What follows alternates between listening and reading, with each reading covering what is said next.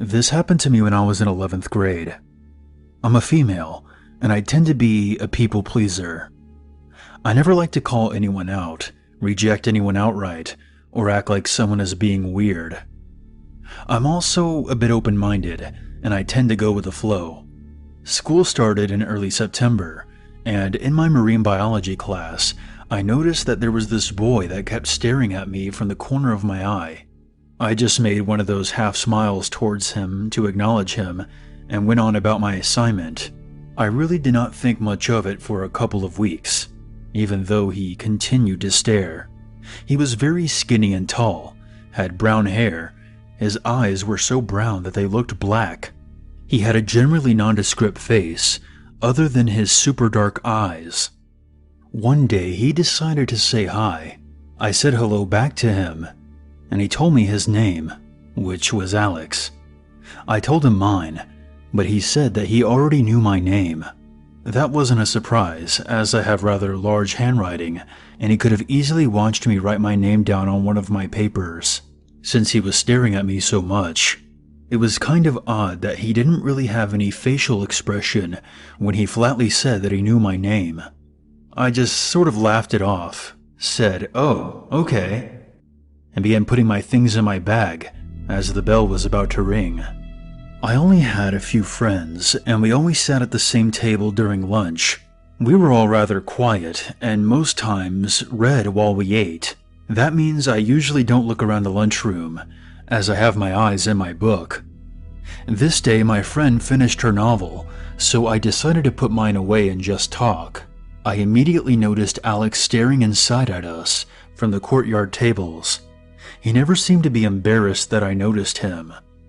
I showed him to my friend and told her about my class with him. She found it to be super creepy, but I said he's probably harmless and was just socially awkward. I arrived in marine biology a little early later that day, and so it was just myself, Alex, and one other girl for about 10 minutes. I did that half smile at Alex, and then decided to break out my book and start reading again. He had his hands folded over his mouth and was staring again. This time, it just felt awkward, because we were basically alone now. I glanced over at him and kind of raised my eyebrows, as if to say, "Yes?" He looked me up and down very slowly, and I asked him if he was okay. He said yes, and that he was just inside of his head, thinking, "Okay, whatever, that's fine." The next day at lunch, there was a little piece of paper on the table that we sat at. It had my name on the front. Not just my first name, my first and middle name. I opened it, and it said something like, "I wonder what your asshole would look like with a PVC pipe shoved up it." What the fuck? I looked around. I didn't see Alex, but I immediately knew it was him. I was very scared to come to class later that day, but he wasn't there. I felt a lot better about not seeing him. The note itself was gross and embarrassing. I didn't want to show any administrators because of that, so I just threw it out. I went to the bus area at the end of the day, like usual, but this time, I noticed Alex leaning on one of the pillars with his backpack on one shoulder. I literally felt chills down my spine when I noticed a white PVC pipe poking out of the top of his backpack through the zippers. I didn't give him any reaction to my knowledge, even though I'm sure he had watched me read the note. The next morning, I made an appointment with a counselor and had my class changed. She was very reluctant to do that for me, because we were already in the school year well over a month and a half, but I think since I have a history of good grades and behavior, she helped me out. I spent the rest of the year avidly avoiding him. He kept staring at me at lunchtime, and one time he took photos of me at the bus area without my consent. Even though it was against school policy, I got some pepper spray for when I get off at my bus stop. I have no clue what happened to him, because when 12th grade began, he was no longer at our school. I'm not sure if I even want to know how he turned out. Number 2.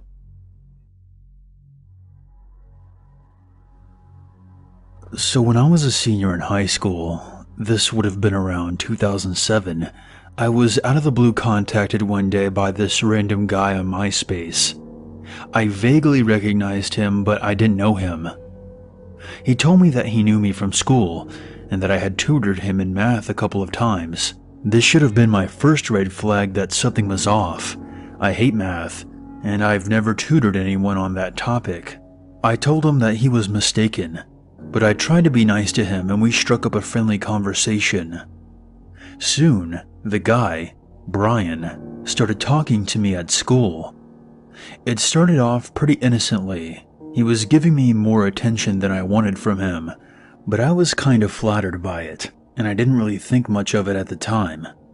He was a couple of years younger than me, and I figured he had developed a crush on me primarily because we're both kind of odd compared to the other kids at our high school. It was a very small school. My graduating class was only about 40 people, and he and I were two of a very small number of alternative kids there. He was emo, while I tended to be more of the punk variety. Both of us loved My Chemical Romance. I figured he was into me because there weren't many other girls there with similar interests. Before long, he started waiting for me at my locker every day, between every class. He started following me around before school and during lunch. He started coming to my performances. I was in drama and choir. I tried to be polite, but started avoiding him. The situation continued to escalate to the point where he was sexually harassing me every chance I failed to avoid him. If he was waiting for me at my locker, he would say sexually explicit things to me, tell me what he wanted to do to me, and would also tell me that when he was having sex with his girlfriend, that he wished she was me. At homecoming, he left his girlfriend waiting awkwardly while he came to me and told me that he really wanted all of us to have a threesome. Luckily, my girlfriends were with me and came over as soon as they noticed him talking to me, which made him scurry away. As quickly as it started, it was over. One day he stopped showing up at school. I was relieved but curious. After about a month of him being gone, my friend mentioned him in front of my dad, who was also the principal of my high school. My dad asked me about what happened, and I ended up telling him the whole story. He seemed really troubled. I asked him what was wrong, and he told me why Brian was absent from school recently. Apparently, not long after homecoming, Brian had strapped some fireworks to a cat and set them off. The cat exploded, and Brian laughed. He got caught and was sent to jail, and then was committed to a psychiatric facility by his parents after he was released. I don't know what happened to him after that. I'm thinking I dodged a bullet though, because he turned out to be even crazier than I thought he was.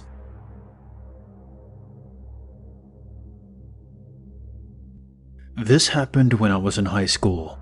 A few weeks in, I had made a few friends and I was keen on making more, so I would socialize a lot in the hopes that I would get more friends out of it. I was still somewhat new to the school and one day, I got lost. This is where I met the guy who would eventually become my stalker. He showed me around and helped me get to the class I needed to go to, and we made conversation, and at first I thought he would be nice to have as a friend. A week passed and I had made a few more friends at this point. I wanted to hang out with him as much as I could. I felt a little bad because my other friend was a bit of a loner, so I invited him to come hang out with us. He didn't talk much at first, but after a while he eventually opened up to me, and then he wouldn't shut up.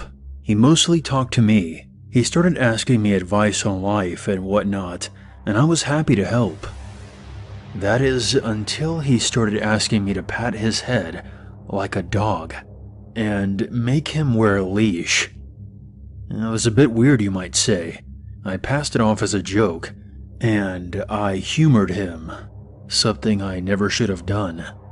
He started calling me his master or mistress. I asked him not to do that, and I told him that I wasn't comfortable with this behavior, but it was apparently too late to fix things. He started skipping his classes to walk into and get kicked out of mine.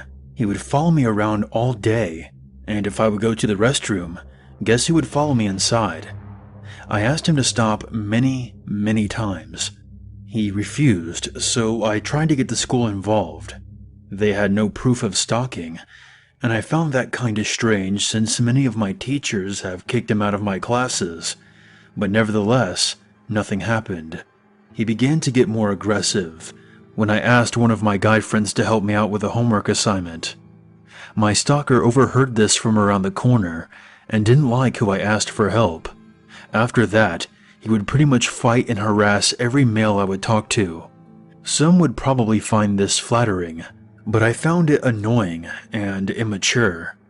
I tried to tell him not to worry and that we were just friends, but his exact wording was, "They don't deserve you. They are worthless compared to my master." I then yelled at him. I do feel bad because it was quite harsh, but I was about fed up with his bullshit, and if he wanted to act like a dog, I was going to treat him like one. I thought I was finally free from that cycle. He finally stopped following me around. Until one day I found this letter in my locker.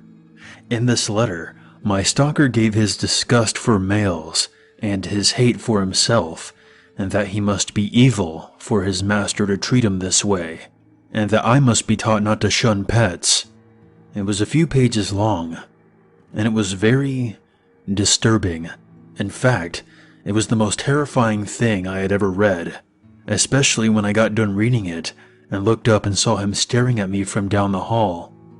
He came up to me and opened his phone and started showing me pictures of a cartoon character who had a similar appearance to me, with the same brown eyes and curly hair. Then, he tried to hand me a leash and asked me to walk him around. At that point, I ran away, up to the office, letter in hand. The principal finally had the proof he needed and agreed to step in. The cops got involved, and soon after, a restraining order was put in place. He was expelled and wasn't allowed within 50 feet of me. About a month after that, I was sitting in my room one night, doing some homework, when I heard a scratch at the window. I looked over, and then froze in pure terror. My stalker was standing just outside my bedroom window. He had a collar around his neck, and a leash was dangling down from it. He was intensely glaring at me through the glass. His face then crooked into a disgusting grin, before licking the surface of the window and ran off. I flipped out and woke my parents, who called the police. When the cops showed up, I told them who it was and what he did. They collected the evidence from my window and arrested my stalker for breaking the restraining order. Thankfully, I moved out of that town a month later, and I never heard from my stalker again.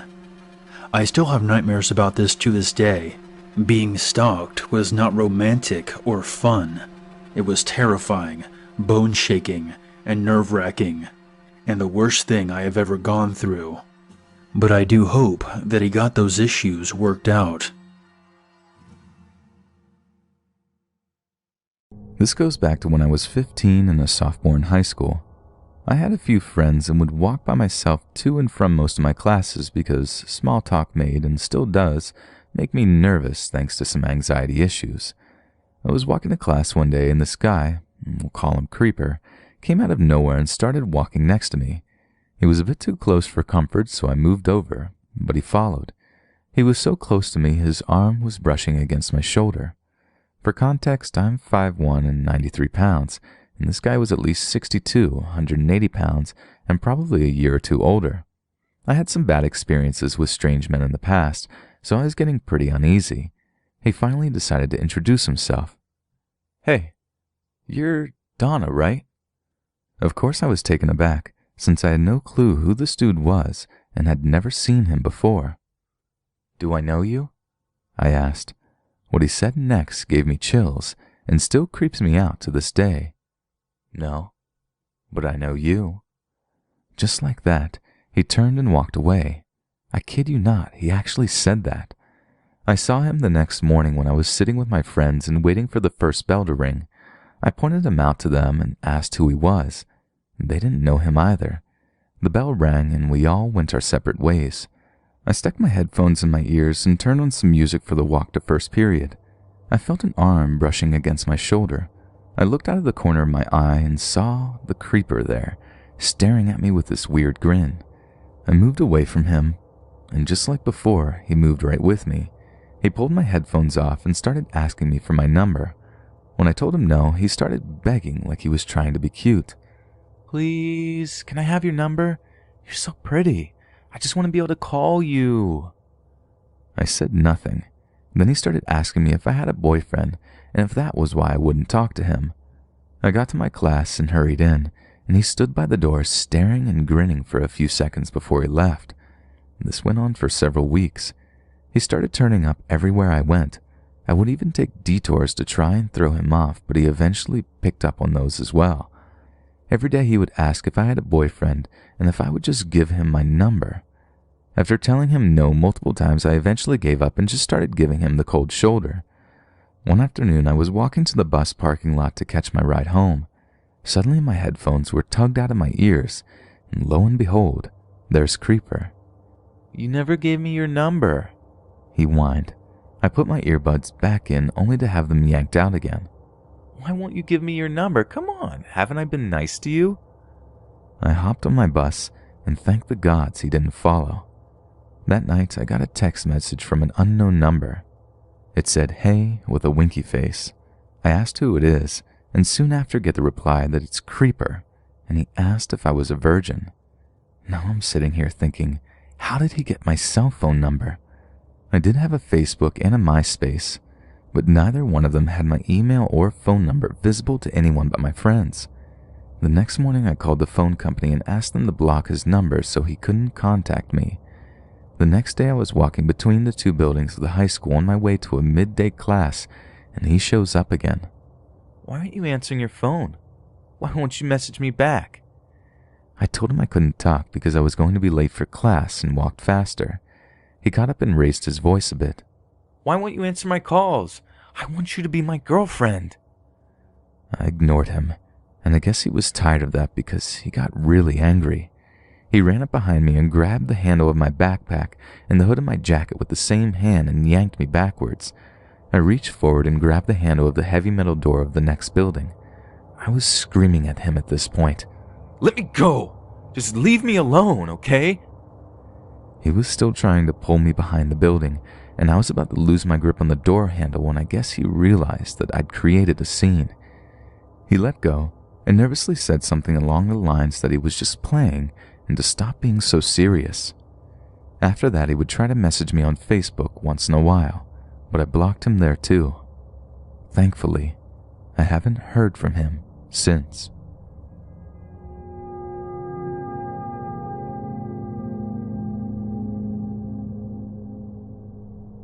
In high school, I had a male best friend. It was a known fact that he was super into me and people would give me crap all the time for leading him on. Never once did I try to become romantically involved with him. Was not into him like that. So he starts intensely dating my best friend. They have a frighteningly abusive relationship for years.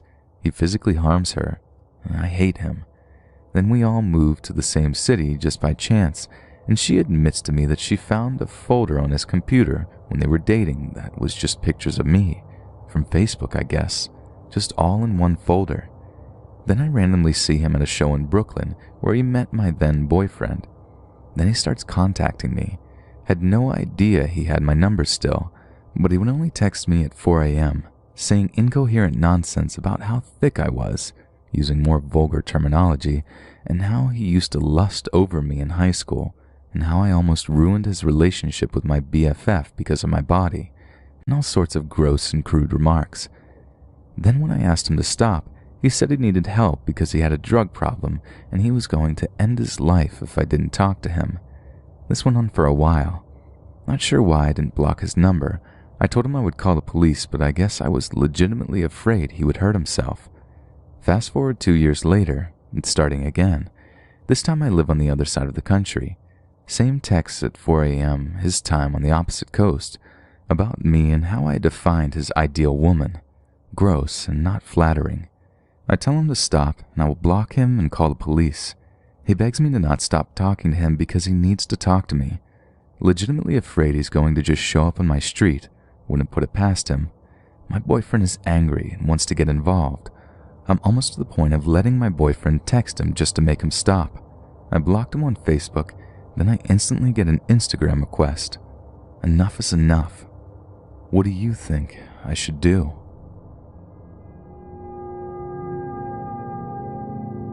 I've never had the best of luck with guys. I appear to have poor taste when it comes to dating. After separating for good from my kid's father after 5 years, I was ready to just be myself. About 3 months of being a single mother, my neighbor approached me stating that a friend of his, Steve, would like to meet me. It didn't take long before he charmed his way into my life. The first 6 months were amazing, but he began to drink more and more, and each time he would get extremely agitated. He would start fights with random people, and even some of our friends. Slowly, our friends would stop coming around, knowing how Steve got when he drank. This, however, did not stop him from drinking. But now all the anger was aimed at me. It took roughly 6 to 8 months of buildup, from name-calling and shoving to punching and choking. Suddenly, this became a very abusive relationship. One time, I escaped out of the bathroom window. He later found me by beating up a friend of mine until he told him where I was.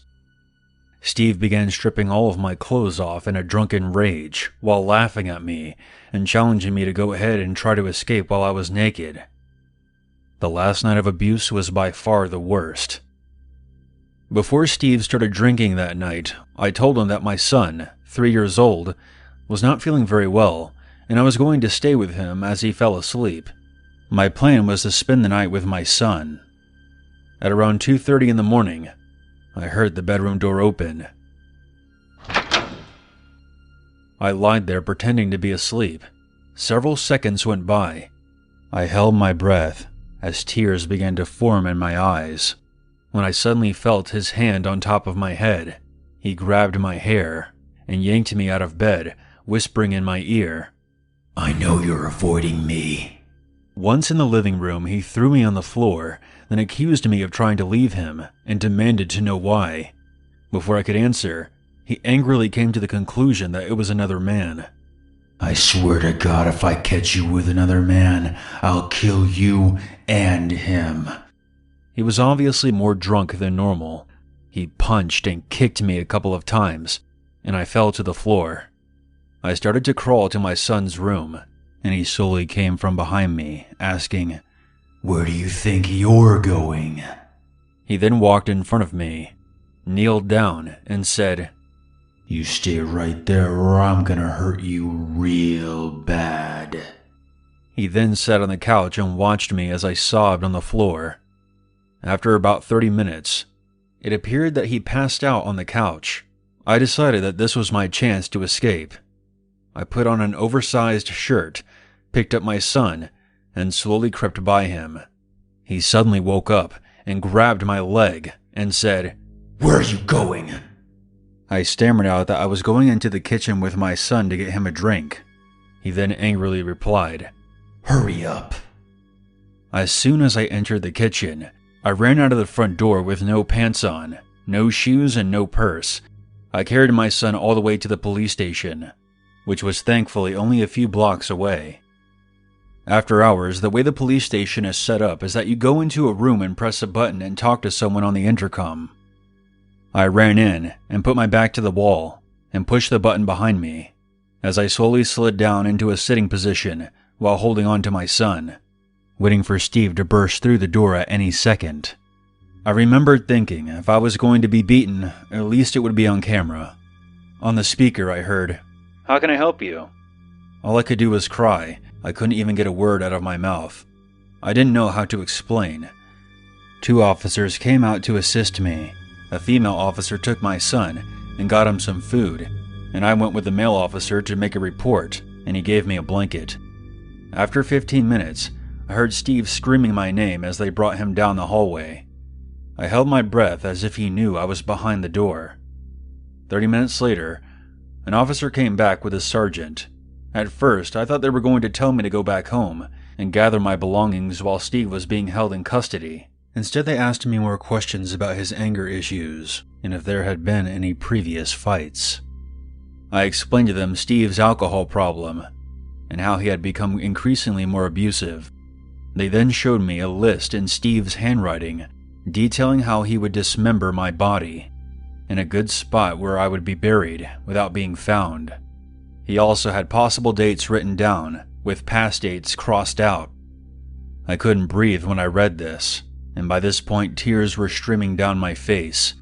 I looked at the cop and asked, "What does this mean?"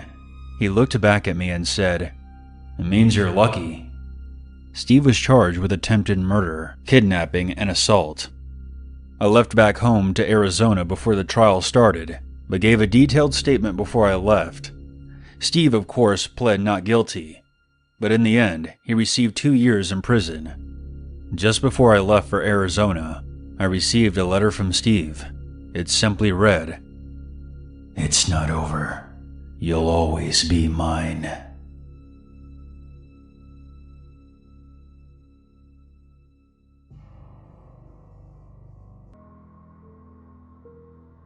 I don't know if any of you guys remember a few years ago when a sort of killer clown craze shook America for a few months. Well, this all happened during that time. I always remembered me and my friends thought it was funny, and we'd always watch those clown caught on camera videos that were really popular at lunch. Although, our laughter turned into fear when we were made aware that a few of those clowns on Twitter threatened to come to our school at 11 a.m. that day and quote-unquote kill all of us. Luckily, the school picked up on this, and they sent out emails to the parents that they had scheduled a planned lockdown at 10:30 that day in response to the threats. I was sitting in history class when I heard the familiar sound of the lockdown alarm, followed by the teacher rushing to the windows and door, locking and closing them. Even though initially the threat freaked me out, I wasn't worried at this point. I reasoned that it was most likely just another blank threat online, and that nothing would happen. After about 40 minutes of silence, sitting on the cold floor in the corner of the room, the emergency green flashing light turned off, then followed by the air conditioning slowly falling silent, and then the hallway lights switched off. The school had cut the power, but why though? At this point, me and my classmates were staring at each other. We all knew that something real was going on, as the school never cut off the power unless something serious was happening. After 10 minutes or so, we could all hear a faint banging noise from down the corridor, shortly followed by heavy and fast footsteps. Someone was running down the hallway. They started banging on the lockers and screaming. At this point, a few girls started quietly crying. Just then, the most terrifying thing ever happened. One of the men, dressed as a clown, ran up to the class door, banging and screaming. Multiple people were crying now, and one of my friends whispered to me in complete seriousness, saying we were all gonna die. I have no shame in admitting that this caused me to start crying too. I then heard the loud sound of glass shattering. The man had shattered the glass part of the door, and I could see his arm reaching through to try to unlock the door from the inside. I was frozen and in complete disbelief as to what I was witnessing. But luckily, my teacher reacted quickly, grabbing a piece of shattered glass from the ground and stabbing the man's arm before he could unlock the door. He instantly grabbed his arm back, and you could hear his screams of pain. He then quickly stepped away from the door, and his screams slowly faded down the corridor. After another 2 hours, the principal came on the loudspeaker, explaining everything. He said that just after 11, 2 men walked into the school, one holding a kitchen knife. They ran around the school, threatening to kill students and trying to break into classrooms. But once the police raided the school, only one of them was caught, and it wasn't the one who tried to break into our classroom. After the whole event, the school got over 20 buses to take the younger kids home, and the kids 9th grade and over, like me, were told to walk home in groups and call the cops if we saw anything suspicious. I had a hard week at school after that experience. I was always thinking that the men would return, this time with a gun or something, but nothing happened. This, nonetheless, will be scarred into my mind forever. Ever since the lockdown, the school has hired a few more on-campus police officers, and they've installed some auto-locking features on doors and windows. This has made me feel a little bit better in school, but this isn't just an experience you can simply forget about.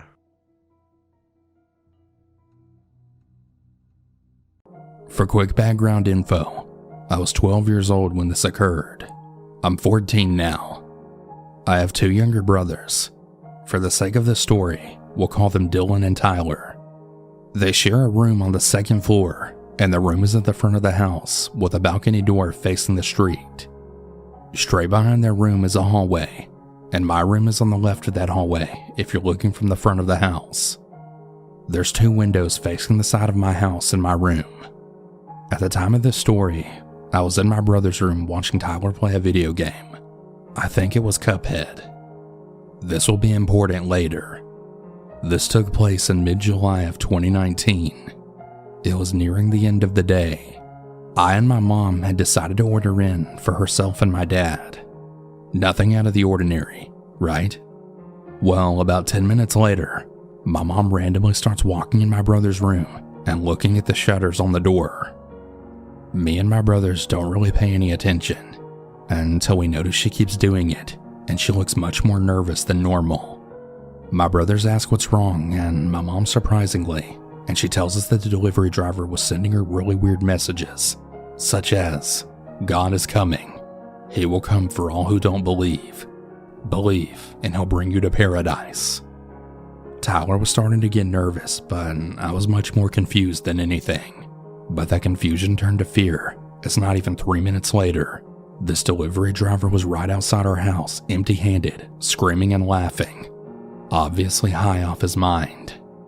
At this point, Tyler was nearly in tears, and I was absolutely horrified, but I didn't do anything. I couldn't do anything. But as quickly as he came, he was gone. My mom filed a complaint with both the restaurant and the delivery service, and the next day she was notified that he had been terminated. That in and of itself wouldn't be that bad, but it gets worse. Now for this next part. I can't confirm that these 2 events were related, but the timing suggests it was. The day my mom was notified of the delivery driver's termination went on like normal, and around 10:30 p.m., I was the only person awake. This was pretty customary. My brothers like going to bed early, and I think my parents were asleep, but I can't be sure. Anyways, around that time, I noticed out my window the motion light turn on. At first I thought it was the neighbors, but I realized soon that it was ours. And the thing about our motion sensor light is that something pretty noticeable has to trigger it. Something like a mouse won't. I looked outside and I didn't see anything until I looked to my right, just out of the light's radius. That's when I noticed something. Someone. Then I realized. Someone is in my backyard and I'm the only one awake. It didn't even occur to me that I could wake up my parents, but instead, I dug down under the window, praying whoever was out there didn't see me. I'm honestly astounded that 12-year-old me didn't even scream. But I think he noticed me, because when I checked again about 5 minutes later, he was gone. I'm 99% sure that it was the same guy, and he was either scouting out the place or trying to scare us. But thankfully, nothing else happened after that. I only remembered this recently because my mom brought it up, and all of the memories of it came flooding back. So to the crazy high screaming delivery driver that I'm nearly positive was trying to break in, stay the fuck away from me and my family.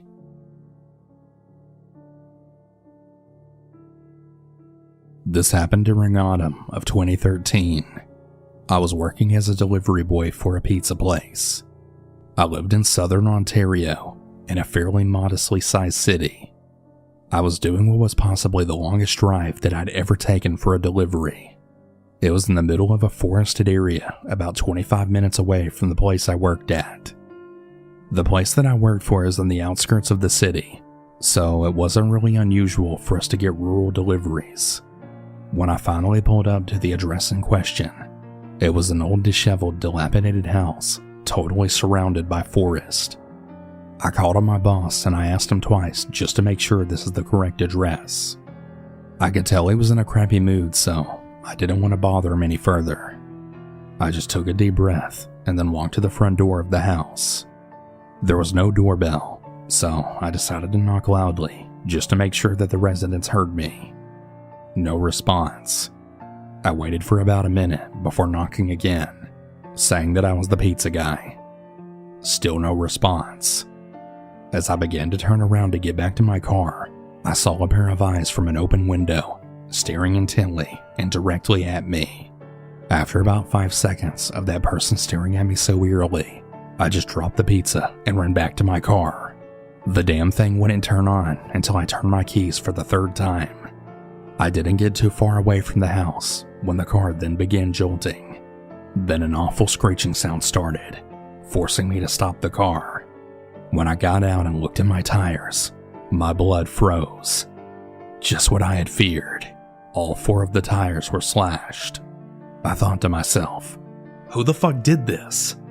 I mean, I saw that person in the window while I was at the front door. I then went back to my car and called the emergency services. I explained my situation to them to the best of my ability. The operator then told me that the police would be there in about half an hour. I then asked her if it would be best to stay in the car or run away.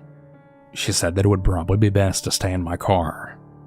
I waited anxiously for the police to arrive while I was still on the line with the operator. What happened next utterly broke me, and I truly hope that nobody else ever has to experience this level of fear. While I was examining my surroundings, I looked in the overhead mirror and I saw that same person before that was in the open window, right in the middle of the road behind my car. I could tell now that it was a man, eyes open even wider than before. Then I could ever so slightly see a demented smile then spread across his face. I just swung open the door and fled into the woods, not giving a second crap about me and my life. I ran until I was nearly out of breath, then hid behind a log and some shrubs. I waited for what felt like an hour until I finally heard a siren wailing in the distance. I gathered all the stamina I had left and ran back to my car. By the time I got back, police were inspecting my car. I ran to them shouting for help like a lunatic. I fell to the ground and then coughed from running so much. 2 officers then picked me up and questioned me. I told them the situation, and they sent most of the officers in the house, but one stayed with me for company. Eventually the officers came out with a knife, obviously the one used to slash my tires. One officer said that it was probably some sick insane couple who did this, given that I saw the man. Unfortunately, they were never found, and that still really pains me to this day. I obviously quit my job right after that, and I began working in a department store in the city. But I'll never forget the look on that man's face when he stared at my car in the pitch black darkness.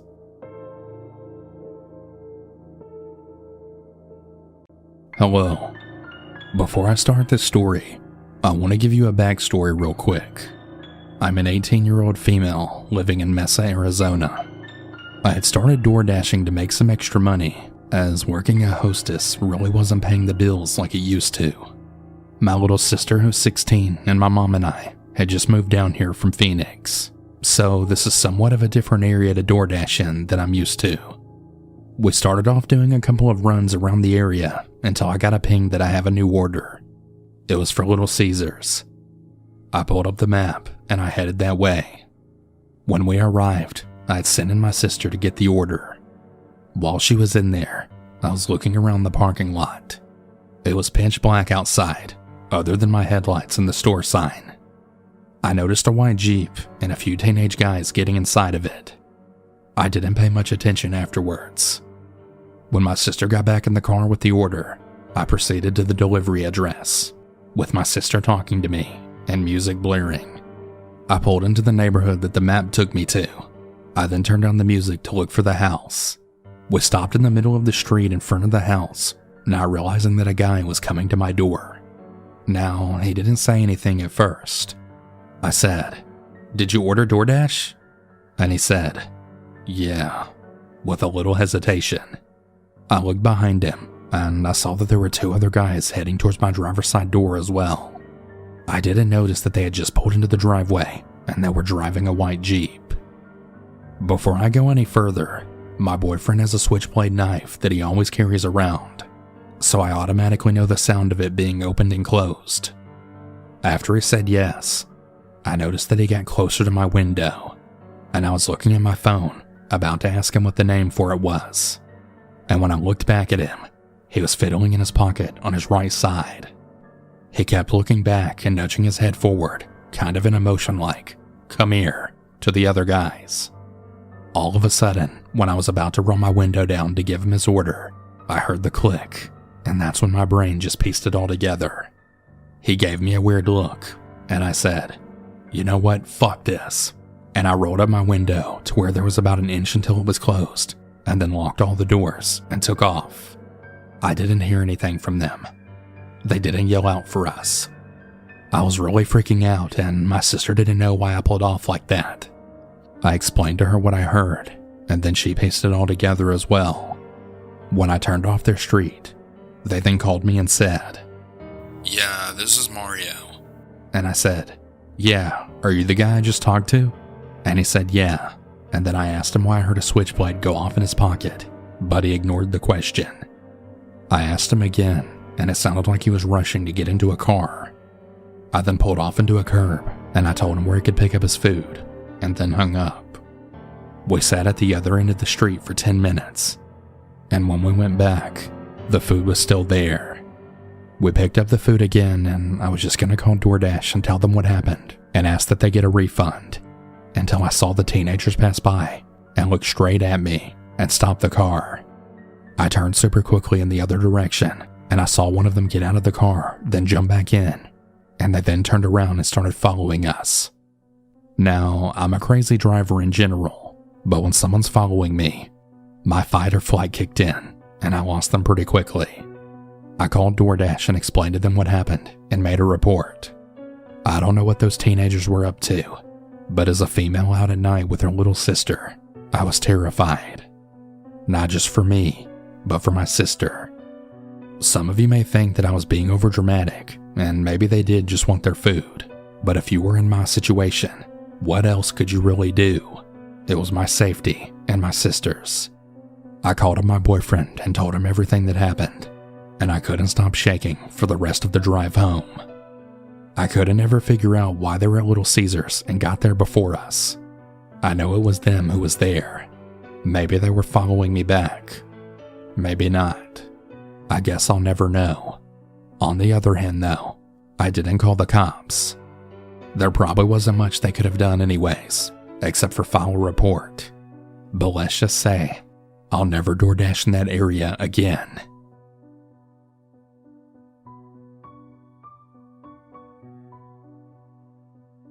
I am a driver for DoorDash.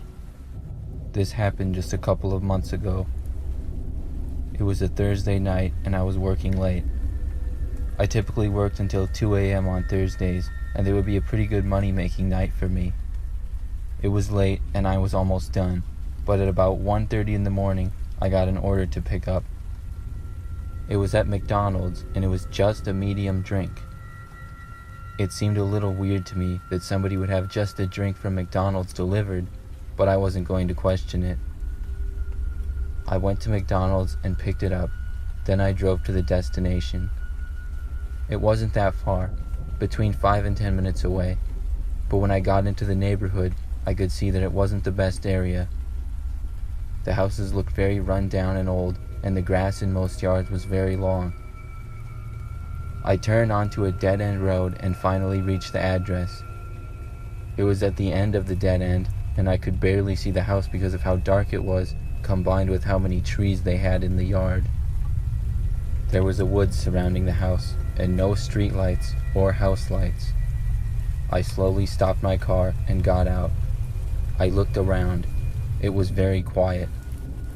I walked to the end of the driveway of the house and looked down it. It was skinny, but fairly long. It had pine needles and sticks all over it, and looked like it didn't get much use. I looked down and saw the house, and then I began walking. I got about 10 feet down the driveway, and then I heard the branches in a tree next to me start to move. Immediately when I heard the sound, I knew it couldn't have been an animal and had to be a human. Without even thinking, I placed the drink on the ground, turned around, and ran back to my car. As I was running, I heard movement behind me, but I didn't stop to look. I ran all the way back to my car and got inside. When I did, I immediately started my engine, and the lights to my car came on. Out of my windshield, I saw in front of my car about 30 feet away, there were 3 men. They were not chasing me anymore, but they were just standing at the end of the driveway looking at me. Then one of them turned and threw the McDonald's drink at my car. It hit the ground about 5 feet in front of my vehicle. I backed up my car and drove away. I hope I don't have to deliver to that neighborhood again.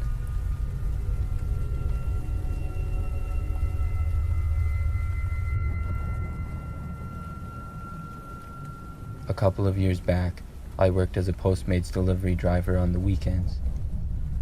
I lived in a city at the time, so I could ride my bike to make the deliveries. I liked it because I could get more exercise. One night, on a nice Friday night in the summer, I was working for a few hours. I remember it was sunny and warm. At about 8 p.m., I got a delivery for an order of a sub-restaurant. I rode my bike and picked it up, and then I rode to the address. When I arrived at the address, it was an apartment building on the edge of the city next to a park. I got off my bike and walked up to the front door. After a couple of minutes went by and nobody came, I texted the man and said I was there. A few seconds later, I got a response. He asked if I could bring it up to his room on the second floor, and he said he would buzz me in. I didn't mind at all, and I said that I would. The man let me in, and I walked up the stairs to the second floor and to the room he told me. I knocked on the door. The man opened it and smiled. He seemed very friendly. He said thank you to me and mentioned that he would give me a nice tip. Then I heard a woman's voice say thank you as well, coming from inside the room. I said no problem, and I left. Then I walked back down and outside of the apartment to my bike and continued with my deliveries for the evening. About 2 hours later, I got another delivery near the same area, and my route took me past that same park. But as I rode past the apartment building, I noticed an ambulance and several police cars outside of it. I was going to ignore it and ride past when I caught a glimpse of the man that I had delivered to. He was being led into a cop car. I had to stop my bike quick and ask what happened. I didn't get much information, but I did hear that a man had nearly killed a woman. Later, when I went home, I found out that the very same man I had delivered to was with a woman that night that he met for the first time, and he tried to force himself on the woman, and she resisted. That started a struggle between them, and the woman ended up breaking her arm and being knocked unconscious. The man was arrested, and the woman was taken to the hospital. It's crazy to me that I delivered to them, and they both seemed so happy just a few hours before.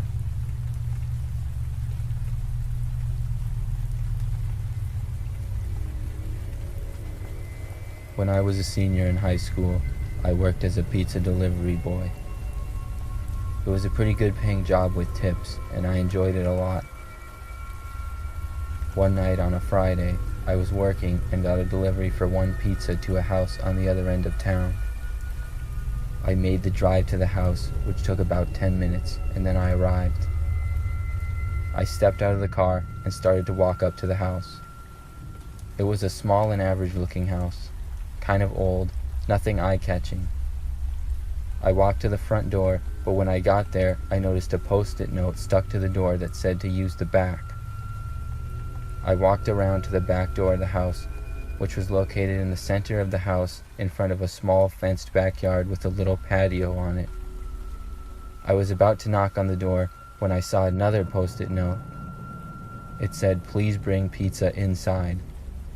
Now this made me a little bit uncomfortable, but I decided to go in anyways. I could hear music playing from inside the house. When I opened the door, I saw what appeared to be a kitchen. It was pretty empty though. There was no food or plates out, but on the kitchen table near the door, there was a Bluetooth speaker that was playing music. I started to place the pizza box on the table, and I saw yet another sticky note posted there. It said, "Bring pizza downstairs and I will give you your tip." I looked to the end of the kitchen and saw an open doorway with a staircase leading to a very dark basement. This is where I had to draw the line in my head. I decided I would have to skip the tip on this one, and I was not going to go down the stairs. I left the pizza on the table and started to walk away to leave. But then, the music on the speaker stopped playing, and a deep man's voice started speaking on it and said, "Stop." Then it said, "Why don't you come downstairs?" I wasn't going to stay there any longer, and I quickly opened the door and left. When I did, I could hear the deep man's voice laughing. I ran back to my car and drove all the way back to the restaurant. A few weeks later, when I was working, I got a delivery, and when I started driving, I noticed it was the address of that creepy house again. I really did not want to go back there, but it was my job, and I didn't want to tell my boss I was scared, so I continued driving. Once I arrived, I took a good look at the house. I could see a note was on the door again. I sat in my car for a good minute, hyping myself up to go back to the house. I finally got out and started walking straight to the back, but when I noticed the front door, the sticky note said something different on it this time. I walked up to the front door and looked closer. The note said, "Come in the front door this time," and then it had a smiling, winking face on it. I just dropped the pizza on the front step and knocked on the door 2 times and then left. I hurried back to my car, got in, and drove back to the restaurant again. Thankfully, I never had to deliver to that house again.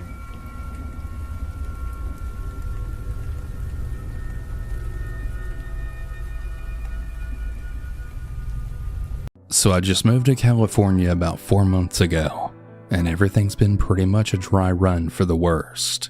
My car got rear-ended, my living situation absolutely sucks, and I'm now more broke than I've ever been in my life. I've also had some pretty creepy experiences out here that have definitely forced me to be more on my guard. I come from a small town where you can walk the streets at 2 in the morning and arrive home in one piece. But I now live in a really large part of LA where you have to keep your eyes peeled 24/7. It also doesn't really help that I watch a lot of crime shows and have now become terrified to leave my apartment after these following events. The first happened to my rental car that I was given due to my car accident. I was a full-time DoorDash driver trying to make ends meet in an attempt to squirrel away some cash, as I knew I'd be relying on Lyft rides and would need basic things such as groceries when my time with the rental eventually ran out. My DoorDash shifts typically ran from early in the morning to late in the evening, as LA gas prices and the fancy grocery rates aren't going to pay for themselves. All of that along with my rent to my crazy roommate.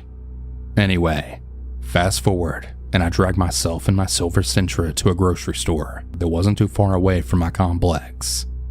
The incident was short, simple, and very common. I was pulling into a space at the same time as another car. It was a larger tan SUV. At first, I didn't really get a good look at the people inside the vehicle, and without thinking of any circumstance, I pulled in.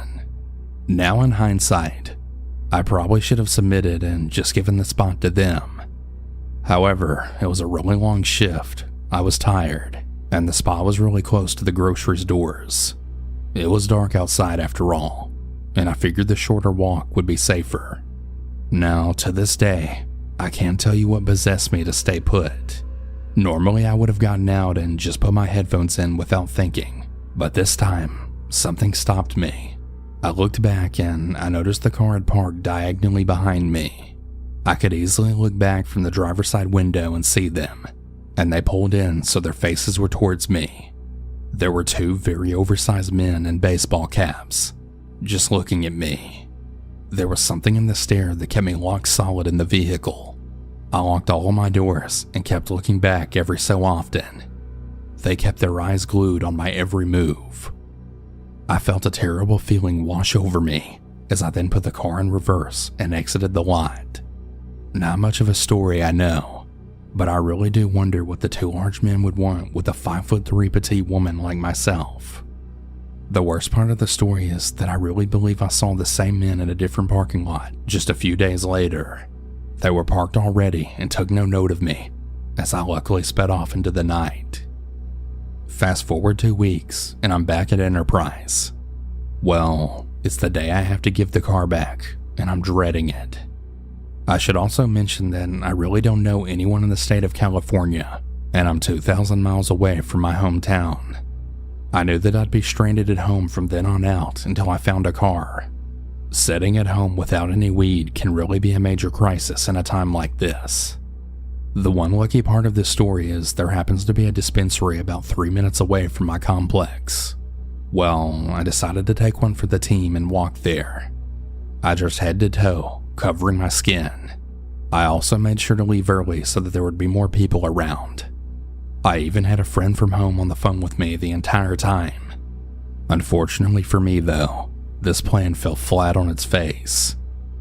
I walked 1 minute down the road to a gas station, and when I paused at the crosswalk, a dirty-looking man in a white truck made eye contact with me.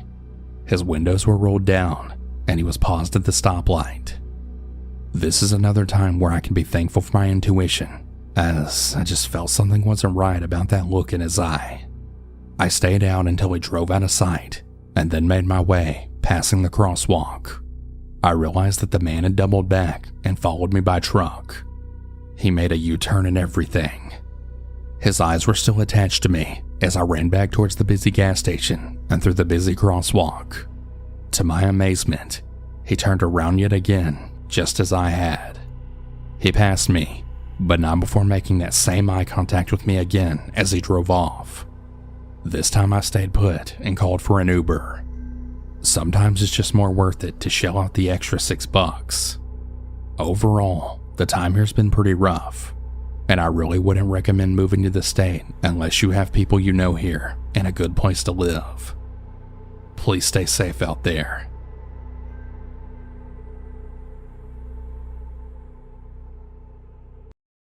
I spend my days as a humble worker at 7-Eleven. More specifically, I was a store manager and franchise owner. I was no software engineer or doctor, and while my family did have their opinions on what I did for a living, my job paid rather well.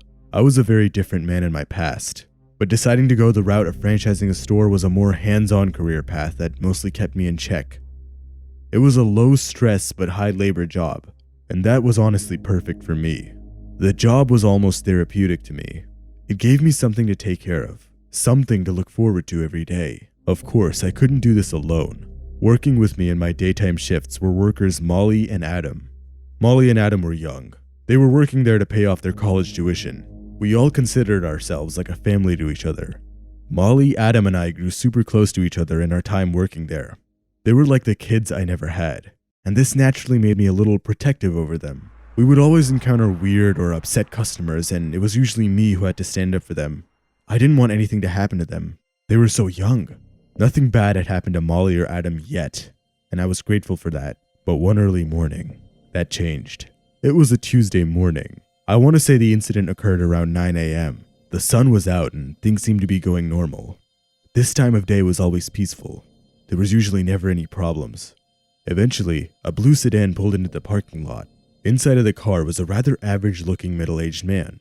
He stepped out of the car and started filling it with gas. While the pump was going, he then proceeded to the front of the store. As per their training, Molly and Adam greeted him.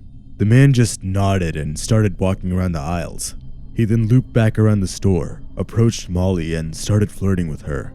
Molly was visibly uncomfortable, and while I wanted to go to the back of the store and do my inventory logging, I couldn't do this, not with the man hitting on Molly like that.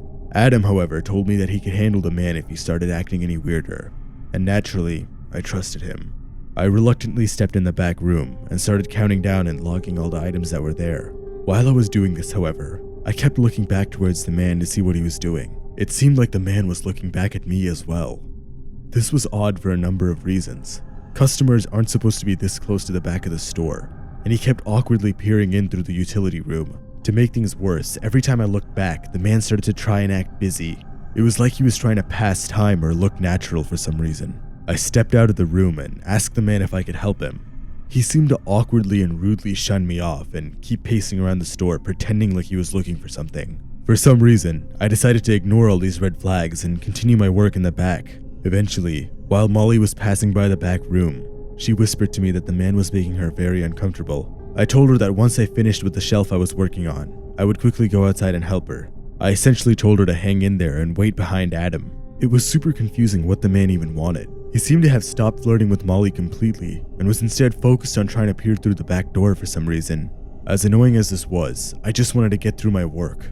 I had one last crate of granola bars to log down and I didn't want this weird man to stop that. But that's when I heard a commotion coming from the main room. "Excuse me, sir, you're not allowed to be back there. What are you trying to pull off?" "Call the police, Adam," I heard Molly exclaim right after that. I quickly ran out of the storage room to see what was happening and saw the commotion. The man in the blue car was trying to pull something off. I saw Molly in shock and fear in the corner, and Adam with his fists up standing right in front of her. "Hey, what do you think you're doing?" I asked the man. Whoa, what kind of place is this? What's even back there? What are you guys hiding?" "Get out of here, the sign clearly says employees only." "You expect me to just sit here and let you get away with this? No way in hell." We were all in complete shock. Adam tried to calm the man down, however. "Sir, we don't need to get violent, okay? You can just calm down and we don't have to— I don't want to hear another word from you psychos." The man snapped back at Adam. Molly started to cry. She was ready to dart out the store. The man then started reaching for his pocket. We had no idea what he was going to pull out. I tackled the man in the back of the shop and screamed at Adam and Molly to just head away and call the police. A few more minutes of us rustling in the utility room occurred. I managed to headlock the man, but he just kept hitting me off. After a few more minutes of us rustling and fighting in the back, the cops eventually got there. But sadly, they couldn't find him on the scene. We got the man's face on security camera, and his car was still at the pumps. We had both his face and his license plate on camera. Despite all this, the police just left. They couldn't find any sign of him, and they assumed that he just ran out through one of the other back doors. As the cops left, I made sure to dump the man's body right next to the first. As I mentioned before, I was a different man in my past. This job really changed me. It seemed like the man in the blue car clearly noticed the other body I had. Normally it's pretty well hidden. Not even Molly or Adam could find it. But I guess one of the legs must have been sticking out or something like that while I was moving stuff around. I re-looked at the security footage to make sure there was no evidence left behind. It seemed like the man wasn't reaching for a gun or a knife. He was reaching for his phone to call the police. I really didn't want it to be this way, but he knew my secret. The man was now part of my collection. Molly and Adam still have no idea what happened, and you bet I'm planning to keep it that way. They can't find out anything about my past. If they did, they'd be shattered. For now, my secret remains safe from the public eye, and I will ensure no one remembers that day. This happened to me when I was in 11th grade. I'm a female, and this happened when I was about 13 years old. One weekend, my parents and I were out of town for work, so I was staying with a friend who lived across the street. Every morning I would wake up and go let the dogs out, feed them, and clean the litter box. Then my friend and I would go play for the rest of the day, sporadically checking on the house. One morning my friend and I woke up very early, still dark out, and looked across the street at my house. Our electric garage kept opening and closing all by itself, constantly, and one of my dogs runs out of the garage. I ran out and grabbed the dog. Then we watched the house for about 5 minutes before we decided to walk across the street to check on it. Thinking it was a glitch, we walk into the garage where I push the button to make it stop. Now, to explain my house, you walk into an entryway, and then the house is split level. You can go upstairs or downstairs. We walk upstairs, flipping on the lights and looking around, and there's nothing. Then we began to walk downstairs towards the basement. As I flip on the stairwell light, which has a dimmer on it, we see a shadow on the wall quickly move away from the bottom of the staircase towards the other side of the basement. My friend and I freak out and run out of the back door to my friend's house, where we wake her parents, who call the cops. They come and search the house. Nothing inside. However, they do find footprints in the snow all over the back deck, which wasn't shoveled, and the back door was found unlocked. Nothing was missing as far as we could tell, so I cannot imagine what he wanted. I didn't step foot into the house again until my parents came back home, and even then, I basically had to be bribed, not to mention my room was down in the basement. I slept in my parents' room for 2 weeks after that. Kind of funny thinking back on it. A teenager sleeping on the floor of their parents' bedroom. Number 2. When I was a kid, I was living with my grandma in an apartment complex in a very poor area. It was a really bad neighborhood, but my granny and I were living in the nicer part, which really isn't saying much. The apartment complex was really small, 3 floors and 12 apartments all in all. But as the neighborhood wasn't exactly friendly, neither were the neighbors. We hardly knew anyone in the complex. People were constantly moving in and out before you even had a chance at saying hello. But then again, the few people we did say hello to were either creeps or criminals. I don't think we were missing out on much. The complex had a huge basement, and each apartment had their own room in the basement. The basement also had a laundry room. The entire basement was creepy as fuck, but it was really quiet down there most of the time. But anything going on in the complex would eventually manifest into sounds in the basement. On top of that, the heater, which was also down there too, was always making this sound like a dying cat, and every pipe and floorboard down there was really creaky. As a young child, my granny didn't allow me to go down there on my own. Not that I ever wanted to. Even before this particular incident, plenty of bad stuff had happened down there. People would often use the basement for illegal activities or to store drugs. A lot of people would move away without cleaning out their rooms, leaving behind the stuff to be found by the landlord. One time the landlord found a meth lab. Another time he found a batch of dead dogs, which apparently had been alive when the resident of the room had been living in the complex, but had starved to death once he had moved out. Anyways, I was 14 when I was first allowed down in the basement on my own. My grandma was getting old, and I was taking over more and more responsibilities at home. Doing laundry was always my biggest terror. Yet as time went by, I got more used to the sounds and the creaks down there. The basement was just a tiny bit less creepy. When I was 15, my grandma had won a new dining room table. Being the old-fashioned hoarder she was, she didn't want to part with her old set. Instead, she wanted it down in our basement room, which of course rested on my shoulders. I went down to our basement with a few chairs, and then into our room. That was when I first heard the noise. The reason I noticed it was that it was unlike any of the noises I usually heard down there. It was repetitive and seemed to have a pattern to it, not like the other noises, which seemed to be random. The noise was strong in our room, but not outside of it, like someone was knocking on the walls in the room next to ours. I put my ear to the wall, trying to figure out where the noise was coming from. I remember thinking that perhaps it was rats or pests running around inside the walls. Like that, the pattern was even more obvious. 3 short knocks, then 3 long knocks, followed by 3 more short knocks. I immediately had the feeling like I heard that pattern before, but couldn't quite put my finger on why. I went back up to my grandma and asked her about it. She reminded me that it was Morse code for SOS, which she had taught me a long time ago. I told her I heard it down in the basement, and she went down there with me to investigate. When she heard it too, she called the police. Well, the police showed up with the landlord, then had each resident open their basement room. The residents that weren't home or otherwise unavailable had their basement rooms kicked open. In one of the rooms, the police found one of those big old-fashioned closets.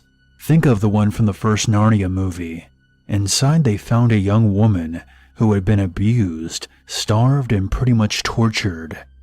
The owner of the room was an elderly man who was living in the apartment above ours. As it turns out, she had been down there for at least 5 days, and while a lot of other people had apparently heard the noise, no one else had recognized it as an SOS signal. I'm a male, and I was 22 when this story occurred. The encounter happened when I moved back to my hometown after graduating. At first, I had moved back in with my parents until I found a job. At first, it was great seeing more of my parents, as I hadn't seen them much studying in a different city. But the novelty soon started to wear off, and I was missing the independence I had living in my own apartment when I was away.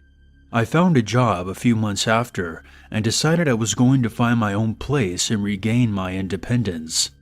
I began searching online and was looking at both letting agencies and private landlords, scoping around for places that were within my budget.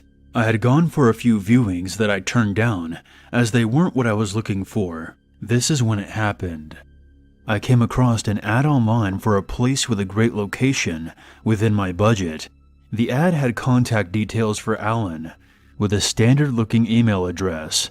I emailed Alan and found out the place is still available. I'm psyched and arranged a viewing. Alan doesn't work or live in the town and won't be able to meet me before 7 p.m. No problem. We can both do it the next night. So I show up to the address. It looks just like the photos from the outside.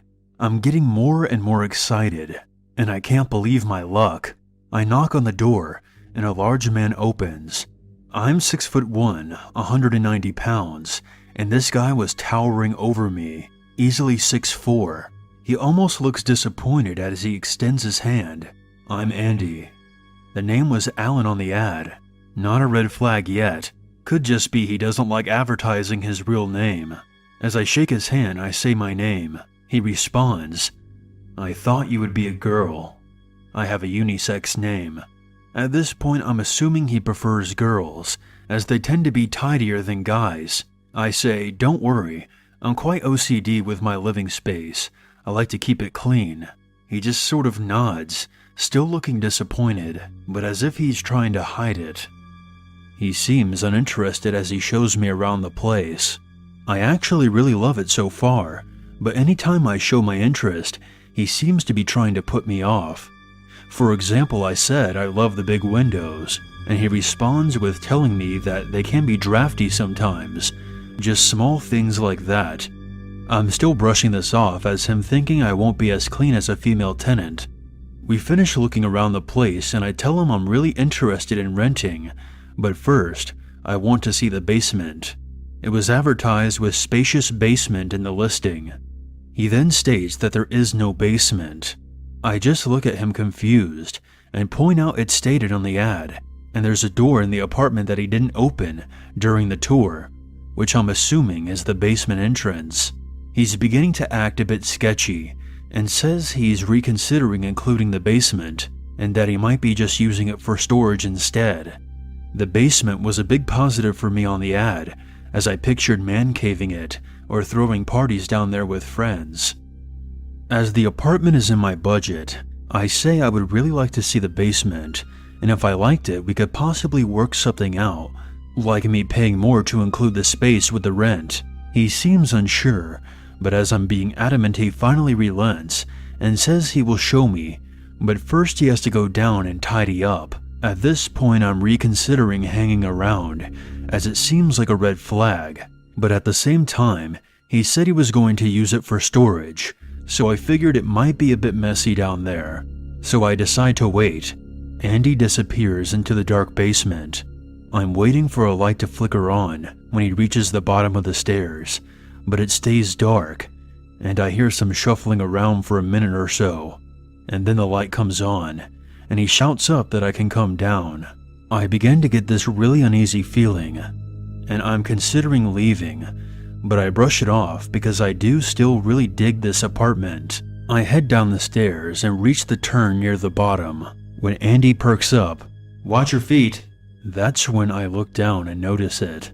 There's a thin line of that plastic kind of clear wire stretched across the stairs.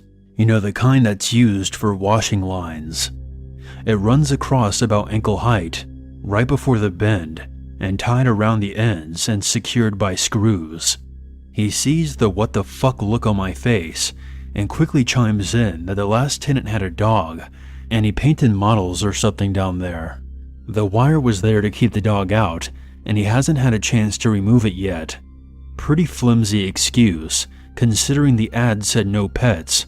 I'm thinking the only reason he didn't remove it was because I was at the top of the stairs and I would have seen. Obviously at this point alarm bells are ringing, so I don't wander far from the bottom of the stairs. Andy says, "Well, here it is," and a minute later is quickly trying to usher me back up the stairs. Relieved, all I see down there is boxes and a tied-up bin liner. Typical storage stuff. No weird smell or anything. Just a normal-looking basement. But then I notice it in the corner, just as I turn to go back upstairs. There's an old mattress poorly propped up in the far corner, with a sheet covering it, but you can see the bottom corner, and it's clear what it is. It looked like he tried to hide it with a sheet, but couldn't see in the dark. We head back upstairs, me leading, and I remember to step over the wire. Andy immediately closes the door. "We'll get in touch if you want the place, and maybe we can work something out with the basement." He's acting super sketchy at this point, and I can tell he wants me out right away. So I say, "Sure, it's a lovely place. I'll be in touch. Nice meeting you." Then I'm quickly ushered out. I called my best friend when I left and told him what happened, and that Andy might be planning on luring a girl down there and tripping her on the stairs to do God knows what. He says maybe I'm being paranoid, but it does sound sketchy as fuck. I decide better safe than sorry and call the police station on the non-emergency number and explain to them what happened. The police thank me and say they'll check it out, but they really don't sound sincere. I expect to hear a follow-up. I called back about a week later to inquire, and they told me they can't release any information.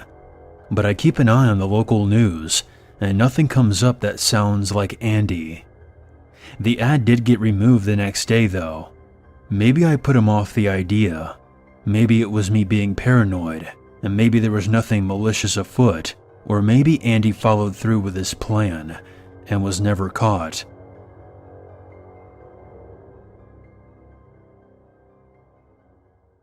A couple of years ago, after graduating from college and living in an apartment for a couple of years, I finally bought my first house. It was sort of small but had 2 floors and a basement. I got a pretty good deal on it because it needed a little bit of work, but over the first few months, I got a lot of improvements done. Anyways, one day after work, I was going down to the basement to do some laundry. The basement was mainly unfinished, but I did have some extra furniture and a few boxes down there. As I was passing by the main room of the basement to the laundry room, I thought I noticed something out of the corner of my eye. I stopped in place and looked over. Then I leaned down to get a better look. When I could get a better angle, I saw that there was a man hiding underneath a table that I had sitting in the basement. I must have been frozen in shock, because it took me several seconds to believe that there was actually some random guy in my basement. The man made eye contact with me, and then he moved. He got up from underneath the table and ran into a nearby room. The next thing I knew, all of the lights went out and I couldn't see anything at all. I figured he messed with the fuse boxes down there and switched them off or something.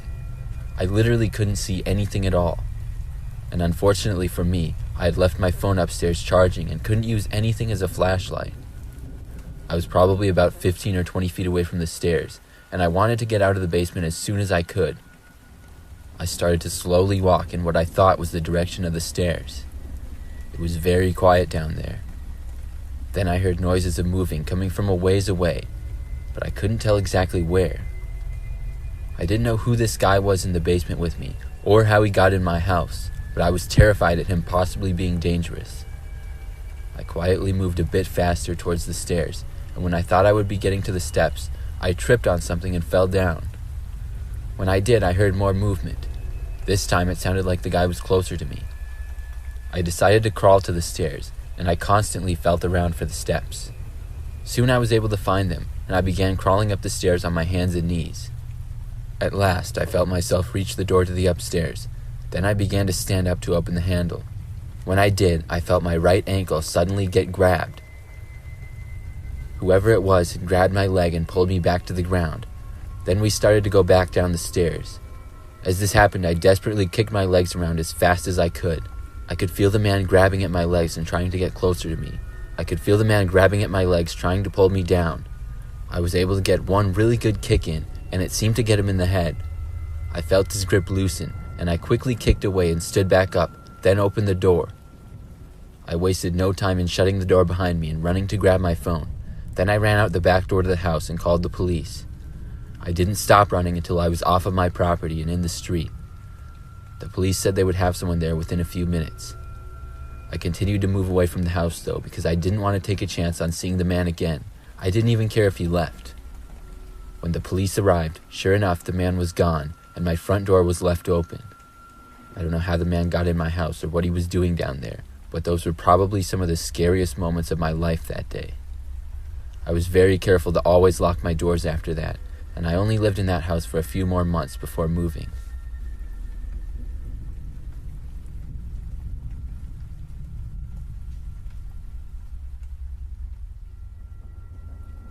This story happened many years ago when I was a kid. If I had to guess, I'd say I was maybe 12 years old. My family lived in a pretty average house in a big neighborhood. We had one level and then a basement. I was always kind of scared of the basement because I was a kid and it would usually be dark down there. Overall, it just seemed scary to me. We didn't really use the basement much for anything other than storage though. We did have a little setup of an old couch and a couple of chairs with a TV though, but it was only used occasionally. One night when my parents were gone, it was just my older brother and me at home. I had to go down to the basement to get something, and as I opened the door to the dark basement, I was immediately a little bit scared. I ignored the feeling though, and turned on the light and then walked downstairs. I went down there and noticed that something looked different. As I got closer, I saw that all the furniture that was set up in the basement had been rearranged. It was as if someone had moved everything to the other side of the room. It wasn't really messed up, but just rearranged. I was startled and ran back upstairs. I asked my brother if he had rearranged things in the basement, and he shook his head and told me no. I told him to come downstairs and look with me, so we both went downstairs and saw how everything was rearranged differently. My brother told me that he had just been down there the day before, and it wasn't like that. We both agreed how it was really strange, but knew our parents must have done it. When they got back home later that night, we asked them, but to our surprise, they said they hadn't moved anything at all. We all went back downstairs once again. When we did, everything was back to normal. All the furniture and everything was just how it had been before. My dad went around and looked everywhere and said everything seemed to be perfectly in place. Nothing else like that ever happened, and my family only lived there one more year before moving. Still to this day though, I always wondered what exactly happened down there.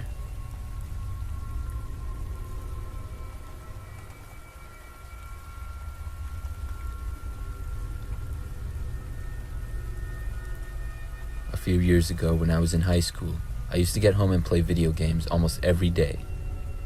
I mainly played video games in the basement, where we had a pretty big TV, and I wouldn't bother my parents who liked to watch TV upstairs when they got home from work. Our house was a split level, and our basement wasn't really below the ground. Well, I guess half of it kind of was in the front, but in the back of the house we had a sliding glass door that opened up to the backyard. One day when I got home from school, I immediately went to the basement to play video games like always. Right away, I noticed that the sliding glass door was open just a little bit. I could feel the cool air blowing inside. I went over and shut it and immediately wondered who had left the door open, because I knew that I hadn't. Then I went to the couch and started gaming. I played video games until my parents got home and called me up for dinner. I ate with them and then did homework in my room and then went to bed. I had forgotten all about the door being left open downstairs and didn't even mention it to my parents. The next day, though, when I got home from school, the door in the basement was open once again, but this time it was much wider. I also noticed that quite a few things in the basement appeared to be messed up. I got a bad feeling and ran upstairs and called my parents. They told me to call the police, so I did and then waited for them to arrive. When they got there, they searched the entire house and property, but nobody was found. It seemed there had been someone in our basement, but they had left that morning. I was glad they were gone, but it was really creepy to realize that whoever was in our basement was likely in our house with us all night.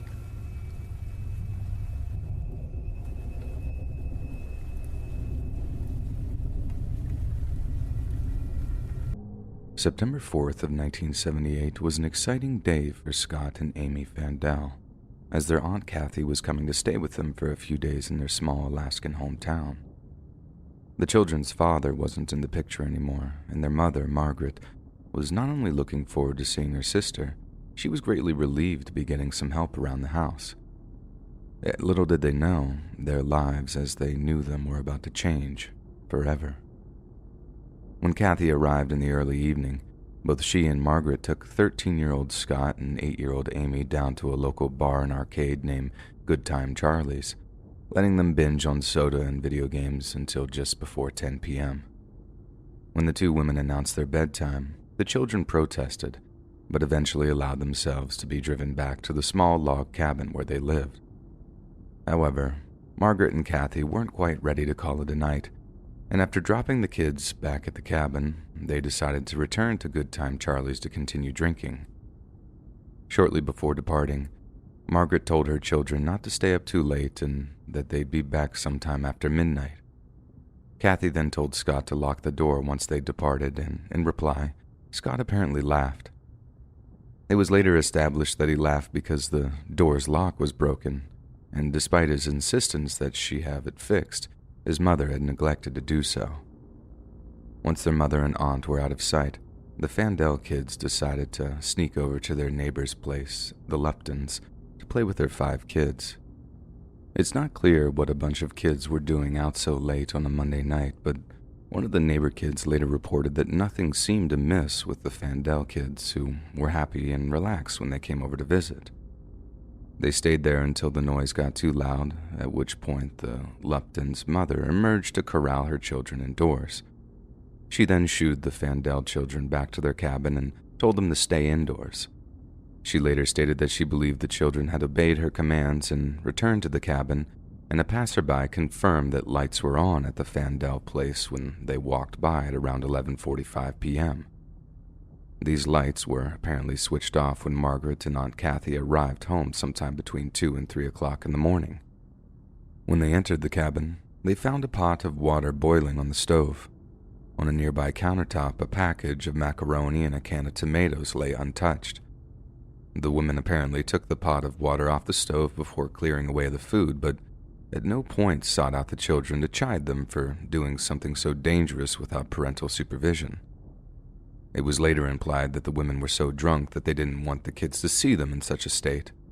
On top of that, Margaret was due into work at 8:30 a.m., so as much as we can understand why we might want to get as much sleep as possible, it still seems odd that neither of the women would check on the children. As we mentioned, Margaret awoke around 8 a.m. to begin her shift, but still didn't check on her children. Aunt Kathy said she slept until noon and was the only one to check on the kids for around 12 hours. When she found they were absent from the cabin, she assumed they were at school, but the neighboring Lupton kids would later state that the Fandell kids, who they usually walked to school with, were nowhere to be seen that morning. When Margaret arrived at the restaurant she worked at, she apparently called her children's school, intending to scold her daughter for not checking in with her before she left for school. But school staff were forced to inform her that neither of her children had shown up that day. Panicking, Margaret told her boss that her children were missing, and she needed to be excused from her shift so she could look for them. According to Margaret, her employer refused and demanded she work the rest of her shift. So, instead of looking for them herself, she says she was forced to rely on her sister to find them. It wasn't until 3 p.m. that day that Alaska State Troopers learned of the children's disappearance, a full 15 hours after they'd last been seen. Upon inspection of the family's cabin, the police found no signs of any kind of struggle, but the fact there was still a pot of water on the boil when the women arrived home suggests Scott had been interrupted while cooking something. But if he'd walked outside the cabin with the stove still on, he'd obviously expected a return, so initially, the main theory was that the kids had been lured outside, then snatched before they had a chance to get back inside. Naturally, one of the first suspects was Roger Fandell, the children's absent father. He lived all the way down in Arizona, but within a week, he had flown up to Alaska to help look for his kids.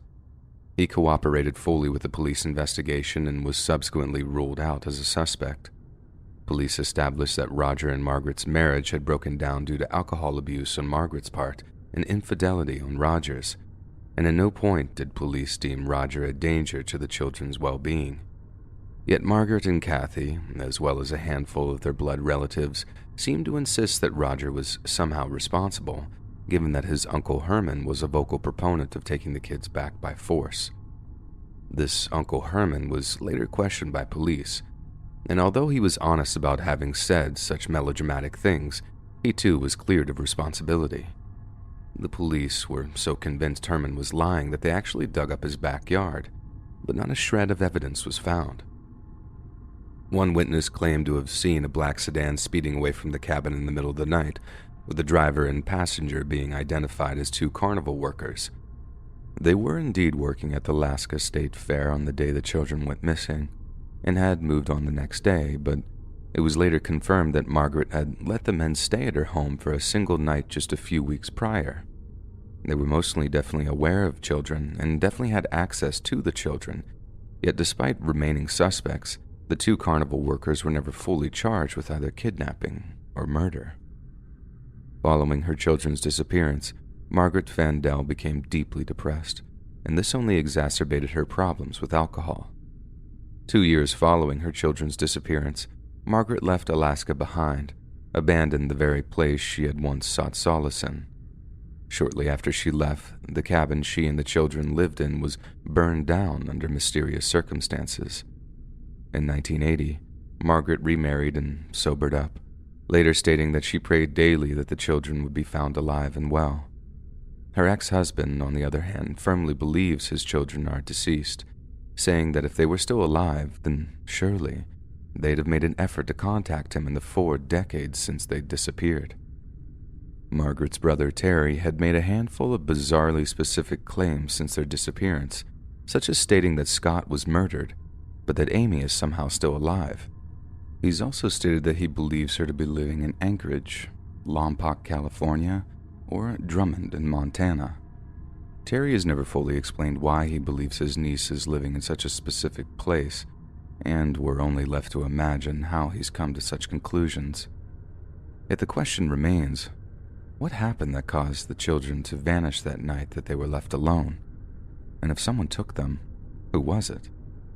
One thing we have to keep in mind is that Scott Fandell was extremely protective of his little sister, with those close to the children saying he was Amy's devoted protector. If someone tried to take the girl, there's a very high chance that Scott would have put up a considerable amount of resistance, yet there was no evidence of such a struggle in the cabin. This suggests that the children left the cabin of their own volition, possibly enticed by someone they knew and trusted.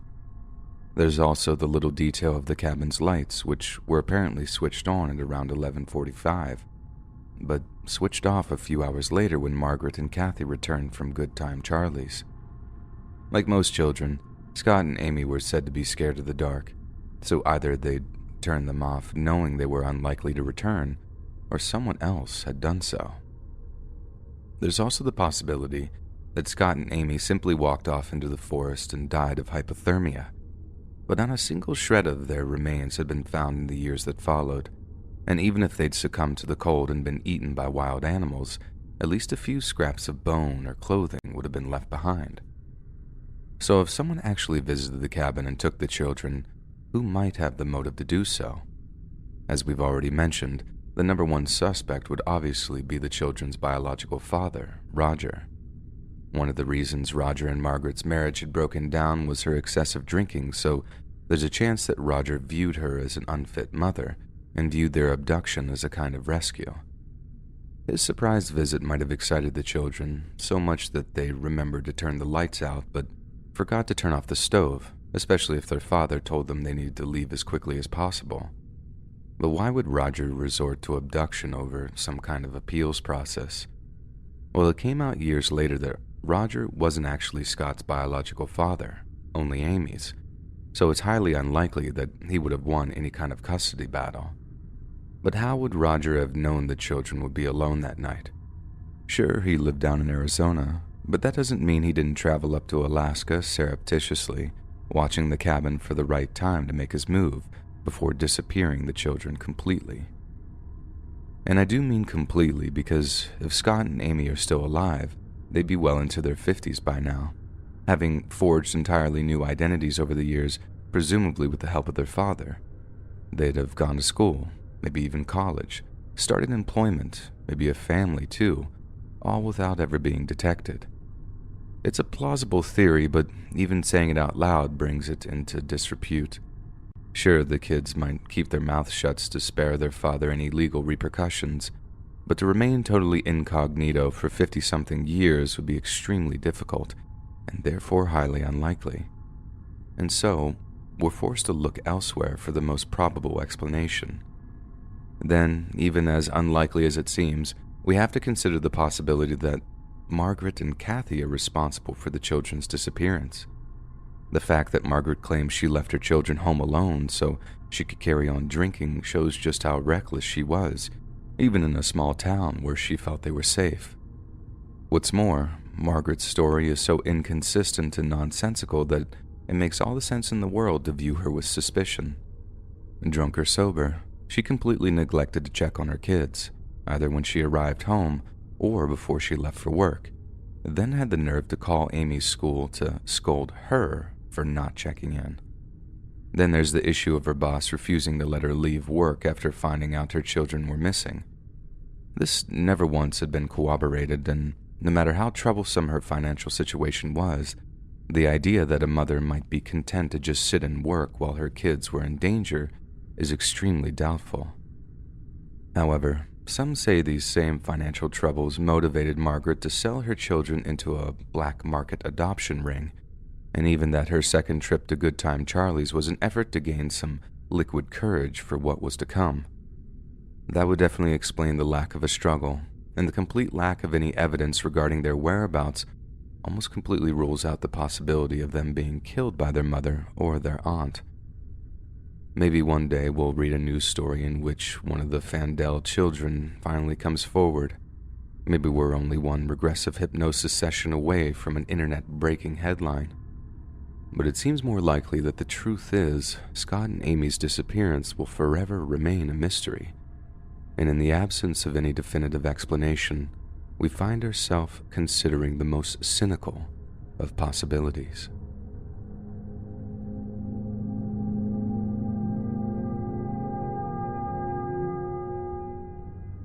In May 2020, I moved into an apartment all by myself after moving out of a university residence. I went grocery shopping to Walmart, and this was before the masks were widely used, since they got super expensive and would run out super quickly. I remember this dude that had walked up to me when I was in the aisle, and he then asked, "Hi, excuse me, are you from Montreal?" Which I then said no. He then asked me if my name was Sarah. It's not, so I said no, and that he was confusing me for someone else. He kinda just kept staring at me until I think he ended up seeing my name on my university bus card that was hanging around my neck. He then asked me where I was given my non-white name, and I was like, "Oh, I'm from Pakistan," and he totally freaked.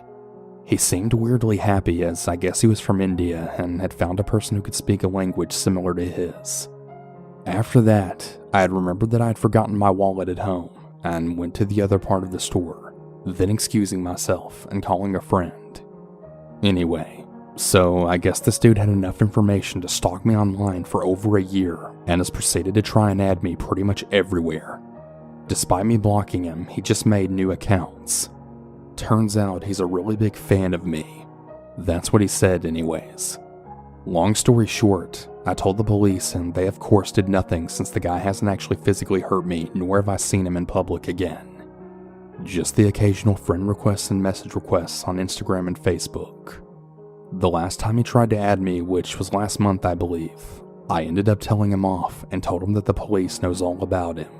But yeah, I really hope he hasn't been stalking me from the shadows, given that I've never once put any information about where I live on social media, and all my accounts are private.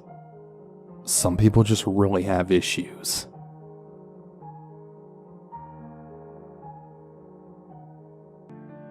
This all started so innocuously.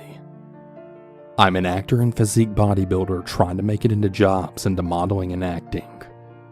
The time this was going on, I couldn't find any work in the field. I had just gotten done with a toxic working relationship with my last modeling coach, and I was just really eager to find some kind of work to do. I was browsing my Instagram when I had noticed a guy post on one of my videos saying that I was handsome and that he actually might have a job available for me. I was at the gym at the time and set in my mind to do so when I got back home. When I first started talking with this guy, things started off really well, but then some warning bells started going off. He wanted me to star in a parody version of a certain action movie, but when I asked him which production company was backing this, he said, "We'll let you know that once you've signed with us." Well, I knew from acting classes that you should never sign with someone who can't or won't tell you about their production company in such a way like this. I then refused to be involved with them, and I told him I wasn't interested. I thought that would be the end of it. It wasn't. It was about a week or two later when I noticed the fake accounts. They were made by some guy spreading all these outrageous rumors about me, saying that I was gay and in a relationship with the same guy who I rejected, and the two had full-on psycho conversations with each other, trying to make it seem like this fake account was really me. I reported the account to Instagram, and before long it was gone, only for 2 more to then pop up. The guy now seemed angrier. He started openly insulting me in the fake profiles, and also insulting anyone I seemed to like or respect. This went on for some time, me reporting his fake slanderous profiles of me, and him just making more. It got worse and worse. He would insult all my friends and claim that I hated black people, Asian people, and so on. He even claimed once that I planned on sleeping with the wife of one of my good friends. That was really the last straw. I sent him an angry message on one of his latest accounts telling him to fuck off and that he's not me, and that I'll smack down as many of his creepy stalker accounts as possible, and that I would never work with him or like him. This seemed to quiet things down for a while. Little did I know that he was moving from Instagram to fake Facebook and Twitter handles in my name. I was just relaxing after my day job one day, nothing really going on, and I got a phone call. I answered it, not knowing who it was. It was my hometown's police department, letting me know that I had apparently said some really disturbing things online, on Twitter specifically. That couldn't be. I didn't even have a Twitter. I went outside to meet the cops, and they said that someone using my name had actually announced that I would live stream my suicide on social media. They checked in to see if I was okay, and I then explained to the cops all that had been happening. Apparently, some of my old gym friends noticed what was going on and then notified the cops. Having had this happen, I really couldn't help but wonder. I knew who was responsible, I knew why, but the involvement of the police made me think. Maybe he hoped to make the police crash into my house and possibly kill me in the ensuing chaos, purely because I refused to be involved with him romantically. On the advice of the cops, I set most of my social media to private and shut down all the other accounts, and this seemed to do it. The fake accounts finally stopped showing up. He did try several more times to frame me, using accounts with no pictures to gain access, whereupon he would spread rumors that I was a racist or homophobe. But the occasion this happened, I was contacted by a guy who let me know what was going on. I realized who was responsible, and from then on, I would never accept Instagram follow requests. I haven't heard anything from the stalker since. Though even today, with all of this mostly over, whenever I see an Instagram follow request with no profile picture, I still find myself thinking maybe this is him trying to access me again, also he can continue the stalking. Whenever the whole COVID thing is over, I really hope that I can go back to my gym without any trouble. And for his sake, I really hope he keeps socially distanced from me. And I mean forever. I recently received a friend request that reminded me of this story, so I'm going to share it here. This happened after I went to university, so I was 18. I had really made an effort to make new friends after I moved onto campus, and I ended up with a few groups to hang out with, including a new girlfriend and plenty of people from my classes that I liked well enough. There was one class right before lunch where it was traditional for people to go to the cafeteria afterwards to eat in pairs of 3s. I wasn't very discerning about who I'd have lunch with because I got on fine with most people from the class, and we were all trying to make an effort to be social. So when one girl, Lily, asked if I wanted to eat lunch together after that class, I didn't have any reason not to go. We kind of just talked about school and that kind of thing. Nothing really noteworthy, but she did ask me to get lunch with her again the next week. It became a pattern, and there wasn't exactly a way to start saying no suddenly.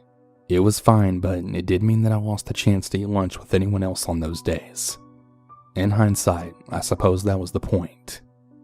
One day while in class, I had asked someone if I could add them on social media.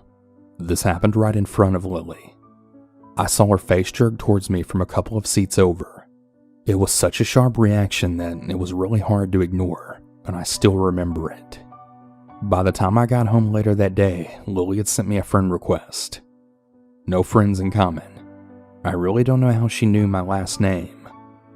I was a bit surprised, but I guess that she had just dug through the university's social media pages and found me through there or something. It gave me a bad feeling, but surely it was fine, right? She ended up messaging me a lot and also commenting on anything I posted. I told myself that she was just awkward, and we became friends, if not close. I'd known worse people. She still always got me to go eat lunch with her after our one shared class. Other than that, we had rarely spent time together in person. I saw her around sometimes, but I never went out of my way to hang out with her, so it was mostly online messaging and just seeing each other in group settings. Very coincidentally, my girlfriend was also called Lily. This was something that clearly bothered Lily. Not my girlfriend, who couldn't have found it less interesting. It was just a common name to her. Well, the other Lily had occasionally hinted that she wanted my girlfriend to pick a different name, or joked about her not suiting it. She very clearly didn't like my girlfriend at all, and I had no idea why. It was kind of hard to ignore by this point. Lily was starting to unsubtly hint that she had a crush on me. I tried not to address it because what was I going to say to that? I've never really known what to do when a friend makes a pass at me, and I was also not interested in the least. Even ignoring the weird stuff that she pulled, Lily wasn't my type at all. She tended to dress and act in a way somewhere between a 50s housewife and one of those adults who's still obsessed with Disney princesses, if you can picture that. Things took a really uncomfortable turn on the day of our last shared class of the year. Instead of asking me to lunch like she usually did, Lily had asked me if I'd go for a walk with her. Once again, I didn't really know exactly how to refuse it, so I said okay. Our campus was bordered by a large patch of woodland. Lily led me into the woods, and the sounds of our fellow students slowly faded away. She sat down on a log, and I joined her. She started talking about how she was going to miss me over the summer. I tried placating her, but I didn't want to be there, especially because she seemed almost on the verge of tears. I think I tried to make an excuse about having plans with my girlfriend, but before I could leave, Lily chose to kiss me without warning. It was uncomfortable to say the least. I got out of there, and I was happy to think I wouldn't see her for a while. I came back to university after the summer, moving into a house with my friends. Without going off topic, there were some serious issues in my friend group. A lot of petty arguing and worse. I broke up with my girlfriend at the start of that school year as well, and basically the whole mess made me recontextualize things with Lily because it suddenly didn't seem as bad now. That being said, I didn't want to be alone with her. We mostly just talked online. She was still constantly messaging me after all. One upside of everything was that I started dating a boy. Well, Lily wasn't too pleased to hear that news. I think she hoped to sneak in after I broke up with my girlfriend. But as I said before, that was never going to happen. There wasn't a big gap between my breakup and this new relationship, so she must have thought she missed her chance to be with me. This is where the story gets bad. Around this time, I was fairly active on Tumblr. I occasionally talked about my life and mostly reblogged photos and stuff. I was on there one day when something really odd happened. One of the blogs I followed had received an ask with some phrases I recognized. It took a second to register that it was taken from my About page. That made me freeze. I read the message properly. Someone was asking this completely random person to analyze a section of text from my page, asking for their opinion on the type of person who would write it. I can't stress enough how messed up it was to see people talking about me like I was a character in a book or something that they were trying to study. The reply was basically, I don't know, sorry. But the important thing was that the question hadn't been anonymous. It was linked to someone's blog. Obviously, I really wanted to know who had taken such a bizarre interest in me. As far as I knew, no one in real life other than my boyfriend knew about my page. Well, no prizes for guessing who was behind it. What I found was like a shrine. She was using a fake name, but I recognized Lily all over that thing. It was this cutesy pink and red page. There were a few posts about her interests, but most of the content was focused on her primary interest. Me. Most of the posts were all about me. There were all the accounts of things that I had done recently. He told me about such and such. He went to a nightclub recently, etc., as well as references to things from as far back as I'd known her. It was clear she'd been keeping tabs on me, both online and offline, gathering up every scrap of information she could find about my life and then hoarding it here in her collection. She talked about us eating lunch together and how special our dates had been to her, as if it was anything more than just acquaintances getting food after class. She talked about the time where she had forcibly kissed me in the woods, but she wrote it as if it had been mutual. She quoted lyrics from my favorite song and talked about how she'd always be there for me, no matter who else came into my life. There were lots of references to loving me just the way he is, which answered another mystery about an anonymous love letter that I'd received earlier that year with the same wording. It got even worse. There were a lot of posts about my boyfriend as well. These weren't so nice. They got vicious, talking about how he didn't deserve me and he didn't know what he had, that if she was with me she'd be jealous of anyone else who came near me, so my boyfriend not being a jealous person meant he didn't love me. It was really angry and hateful. I didn't like to think about the sort of person who could write so obsessively, being fixated on me. One thing that didn't make sense at first was that the blog was also made of plenty of references to Lily's best friend, Steven. She had never mentioned this person to me. Her post had really talked a lot about Steven. Things like how great of a friend he was, how much fun they had together, how he looked out for her, etc. I was trying to work out whether this was an online friend, when one specific post made it all click. She had posted a photo and captioned it with, "Steven sent this to me. He knew that I would like it and love it," or something like that. The problem was, the photo was taken from my own page. I hadn't sent it to her. She took it from my own page and then claimed this fictional best friend of hers shared it with her, because in her head, she'd split me into two people. In her messed up fantasy life, I was both the perfect best friend who was always looking out for her, as well as her soulmate who was bound to end up with her when I finally got over my boyfriend and all the other easy girls that I hung out with that she made dozens of posts complaining about. Who was she complaining to, you might ask? Oh, Lily had an audience. She asked open questions about me and her relationship with me, and actually got messages back from her followers. People who took what she said at face value.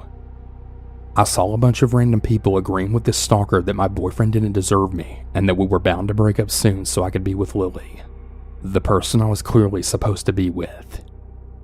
She had this fake fanfiction version of my life up for anyone to share their opinion on, and she had made herself out to be the hero of it all. I went maybe a month back into this page's history. I didn't look at everything that was there. It was just way too much, so I'm not really sure how long this had been going on. I sent Lily a message confronting her all about the blog.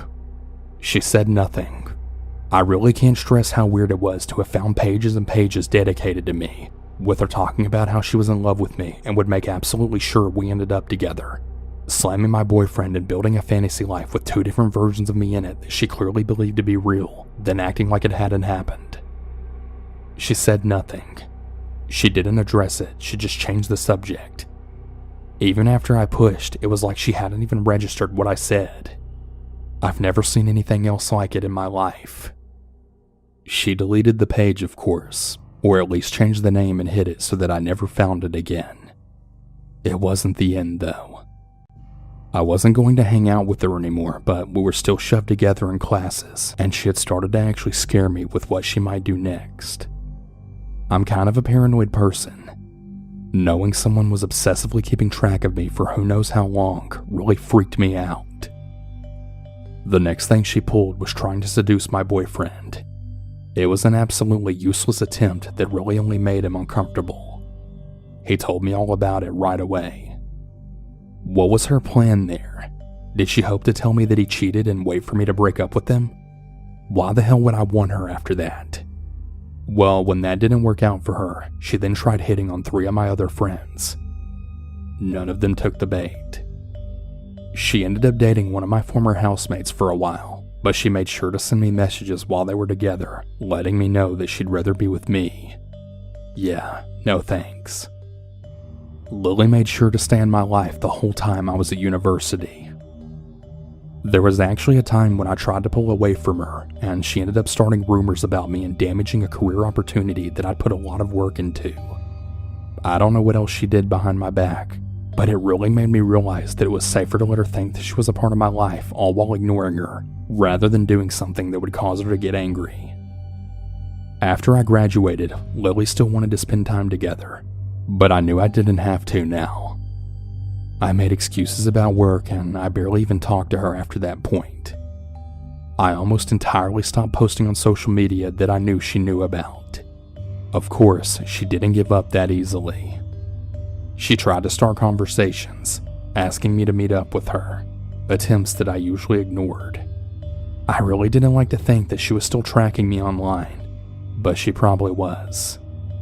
I don't know how, but she'd occasionally reference things that I mentioned online somewhere that she definitely shouldn't have known about. The last time we had a real conversation, she had sent me a message out of nowhere. We hadn't spoken at all in months, and we hadn't talked about anything serious in even much longer than that. Thinking about that conversation still makes my skin crawl, but I'll summarize what happened. At first, she asked me some questions about how long had I known I was queer. I just told her some basic stuff, the kind of thing that I'd tell anyone who asked. Then she changed the subject. She then started talking about how I would feel about her if she was a boy, about wanting to be a boy for me. The messages then quickly became fetishistic. She went into plenty of detail about fantasies she had about the two of us. Again, we weren't even friends at this point. We'd never been especially close, at least not from my perspective, and we had barely spoken for years. I really can't imagine sending messages like that to even a close friend, let alone someone who barely knows you. I tried telling her not to be pulling this crap with me, but she decided to change tactics. She had sent photos of herself followed by a bunch of messages, basically quoting back to me what I'd told her about myself and my past from earlier. She was telling me these things as if they had happened to her. She was literally role-playing as me. The worst part was that she actually seemed to believe that it was real, that those things had actually happened to her, even when she was quoting me word for word. Things that I told her only hours before were now apparently her life. It was like she was trying to absorb my history or something to take it over, to make my own life part of hers. Yeah, I didn't talk to her again after that. I ignored all future attempts she made to talk to me, and I eventually even silently deleted her from all the inactive social media, which was her only real way of contacting me. I really did think that she might finally move on. Well, a few days ago she had sent me a friend request. It's sitting there unanswered because I know if I delete it, she'll just send another one. Lily and I met nearly 12 years ago. This story is just the highlights, and even then, it's only the stuff I know about for sure. A lot of it happened behind my back. I know it did.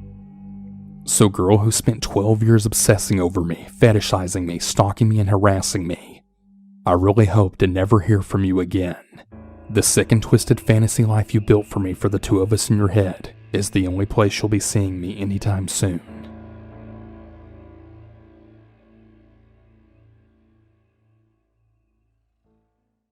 So, a long time ago, I had a falling out with one of my friends who liked to cyber harass people she didn't like. Because I knew this, I took precautions on all of my social medias and added the two-step verification where it would send codes to your cell phone if someone tried to log in or change your password. Seems like a safe step, right? I never really thought about it any further until a few days ago.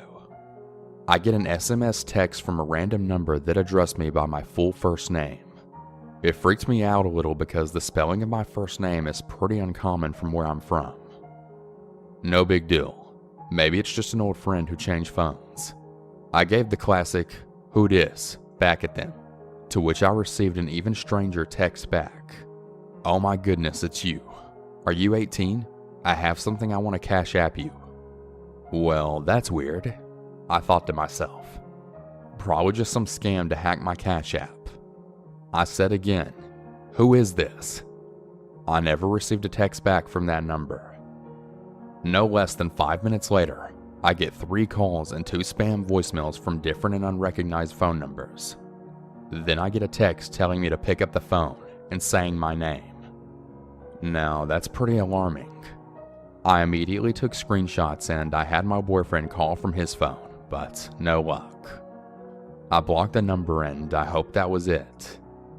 Maybe about 30 minutes later, I get 5 phone calls from a new number and a new, even more alarming set of texts. I'm a 40-year-old man and I'm in love with you. I will keep trying to reach you until you respond. I won't stop. I immediately blocked the number and then called my parents. Then within about 2 minutes, he made a new number and texted me again. Wow, I just want to talk to you for 5 minutes. I'll even pay you, but after that, consider me gone. Again, I just blocked him. I alerted my boss, then the text stopped. After work, I filed a police report and bought a baseball bat. My first instinct was that it was a guy I recently worked with who had been recently fired for harassment. One of my friends/coworkers who was good with the tech staff changed his phone number and texted the number pretending to be me or Burner to get some more information out of him. It was a bit of a long conversation, so I'll sum it up by saying that this guy basically wanted to talk to me on the phone while he masturbated. He called me 26 times and got no answer, so he eventually stopped trying. We assumed that was the end of it. The next morning, I get a text from a new number yet again. He was claiming to be one of my friend's fathers. I started to freak out. Both my parents and my boyfriend were at work, so he sent his mom over to calm me down and stay with me while I was alone in my apartment. He called my phone and she answered it, and all he said in this super creepy raspy voice is, "Please," and then abruptly hung up. I was having a full-blown panic attack at this point. We called the police department and they had an officer come out to update my report. She was still texting the guy while the cop was there. Once she told him law enforcement had been contacted, his whole story completely changed. He said that he doesn't know me or anything about me. He doesn't even live near me and means no physical harm. He's just a lonely guy who got my phone number from Facebook and decided to harass me. I might remember this wrong, but I could have sworn I had my phone number set to private, but I know I still had it up there because of the 2-step verification. I recently posted something on Facebook Market, so I'm assuming that's where he found me. I have since deleted that account and changed my phone number, and nothing else has happened. Posting this here is more or less a warning to anyone who has that 2-step verification set up. Please double check and make sure that you have the most private settings as possible for everything. I'm not even going to set up all that stuff with my new phone number. I'm not going to risk giving it out anywhere online.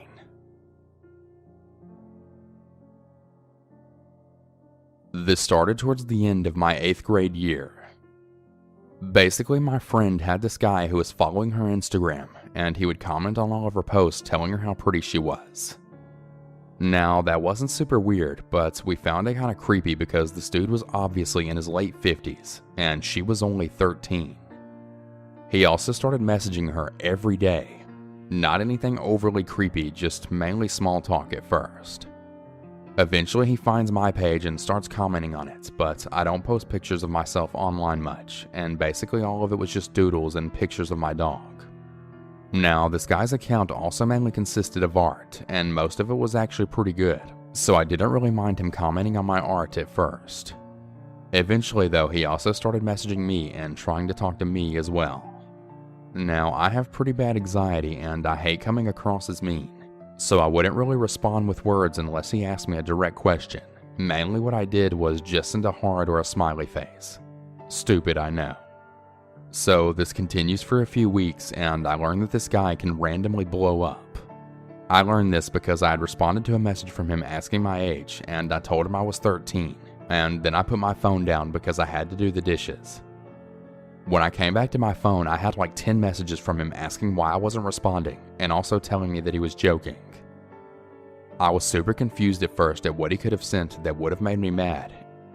Basically, he had responded about how both me and my friend looked like we were 18. I found that to be creepy, but I didn't want to confront him about it, so I told him it was fine and that I was just doing my chores. The conversation moved on, and I made an excuse to stop messaging him for the day. One really creepy thing he did was when I posted a picture of my grandma's dog, which is a corgi, and put the caption of how much I love that dog. He liked that photo, and then within a day or so later, he sends me a picture of a corgi that he drew for me. I thanked him for it, and then he asked me for my address so he could send it to me. I absolutely refused, but he kept asking me, telling me that it was a gift and that he wanted me to have it. I had to send a message explaining that it was a family rule and that I wasn't allowed to tell him my address. After that, he dropped it. Eventually, after a bunch of little creepy things, my friend finally blocked him, and so he started ranting about it to me, saying how she shouldn't be creeped out by him and he was just trying to be nice, and that if she had a problem with anything he was saying, she should have just told him. He basically continued on like that for the next few days. He then pointed out how he was following her backup account, and how he was going to start talking to her on that one. I immediately told my friend all about this, and she blocked him on her backup as well. I eventually stopped talking to him as well, and I also blocked him.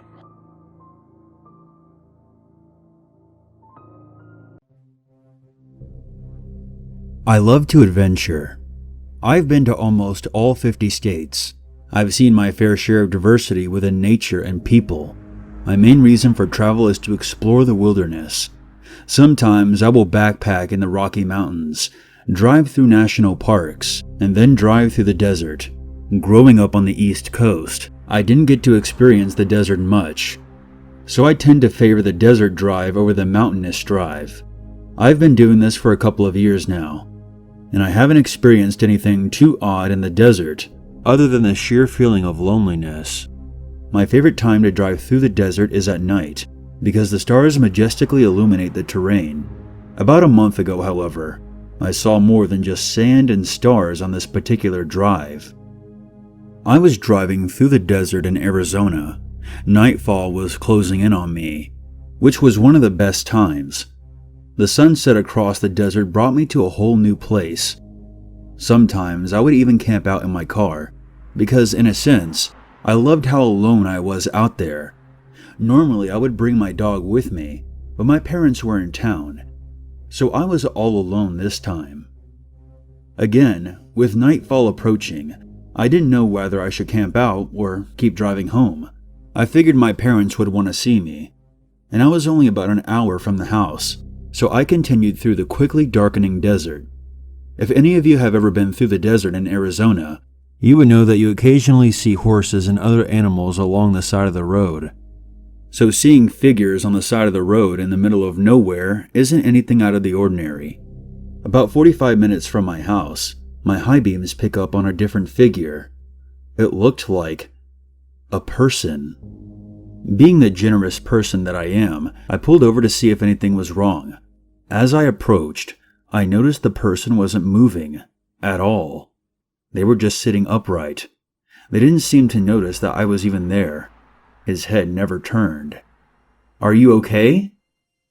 There was no answer. No acknowledgement that I had said anything.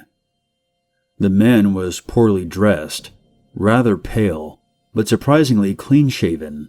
He was oddly skinny though, and the more I focused on him, the more I realized how abnormally skinny he was. I was driving by and noticed you. I wanted to make sure that you were okay." Still nothing. He was staring straight at the ground. I sat there awkwardly for a couple of seconds, until I finally saw his jaw move. "I need some water." His voice was deep. It didn't sound like a person. I can't quite explain it, but his voice just sounded off. "Okay, man, let me grab you some out of my car." I walked to the passenger door and reached for my bottle of water. Before I could even reach it, though, I just sensed that something was off. I jolted my head where the man was sitting. He was gone. I was now panicking. I didn't know where he went to. I closed the passenger door and took a quick look around. I heard movement from behind a rock about 10 to 20 feet off the road. A man came out from behind the rock, but it was not the same man. This guy looked absolutely nuts, and he was holding something in his hand. He started running towards me. I then jumped into my car and took off down the road. As I looked into my rearview mirror, I realized that there was more of them, maybe 5 or 6, all emerging from behind the rocks right off the road. They were all staring at me as I sped off. I had no intention of slowing down. In fact, I would have been happy if I got pulled over by a cop. Within 3 to 4 minutes of that happening, I felt relaxed enough to play some music. I took one last glance into my rearview mirror. My blood then turned to ice. I was in complete shock when I saw the man who I had offered the water to sitting in my back seat, just staring at me. His eyes. They weren't looking at me. They were looking into me. I, of course, then slammed on my brakes, still in too much shock to make any noise. I couldn't take my eyes off of him. He then started to smile. The look of death was on his face. Soon, you will be one of us, he stated as he lifted up his knife. I jolted out of my car, and as soon as I did, I could hear my back door opening up. This man was very fast, inhumanly fast, and I knew that I wouldn't be able to outrun him for long. Are you ready? The deep voice said as he quickly approached me. It was now completely dark out. I had no clue where to go. It was over, or so I thought. There were headlights approaching us. At this point, I was a couple 100 feet from my car. I didn't hear the man behind me anymore. I waved down the car that was approaching me. Thank God the driver saw me and stopped. After explaining to the man what happened, he tried calling the police, but sadly, there was no signal. His name was Mark, and he agreed to follow me home just in case anything else happened. He also had a pistol on him, which really made me feel safe. After about 35 minutes of driving with Mark behind me the whole way, I finally made it back home. After thanking him, I went to go check the back seat of the car to see if my stuff was still there, or if the man had left anything. Luckily, everything was still there. I did, however, notice a sheet of paper on the top of my backpack. I took it and opened it up. You aren't safe. You will soon be one of us. The note read. A chill ran through my body. I was startled by the sound of footsteps in front of my car and jolted up. The dog threw up, my mom said, standing right in front of my car. I went back inside. I didn't say anything to my parents. They probably wouldn't have believed me anyway. I figured that I would call the police and let them know what happened after they left. Oh yeah, some guy stopped by looking for you about 20 minutes ago. Who? I asked. I don't know, it was some skinny guy with a really deep voice. He didn't talk much, but he did give me this letter to give to you, so here. But try to find more normal friends, please. My heart was racing. As soon as my parents left, I opened it. We know where you live, the letter read. My heart sank. After calling the cops and explaining everything, they investigated it for a while, but sadly, they found no sign of people along the section of road I was on. I gave them the letter for DNA testing, but I still haven't heard anything back. I installed a security system to my house and haven't had any problems since, and I hope to God it stays that way.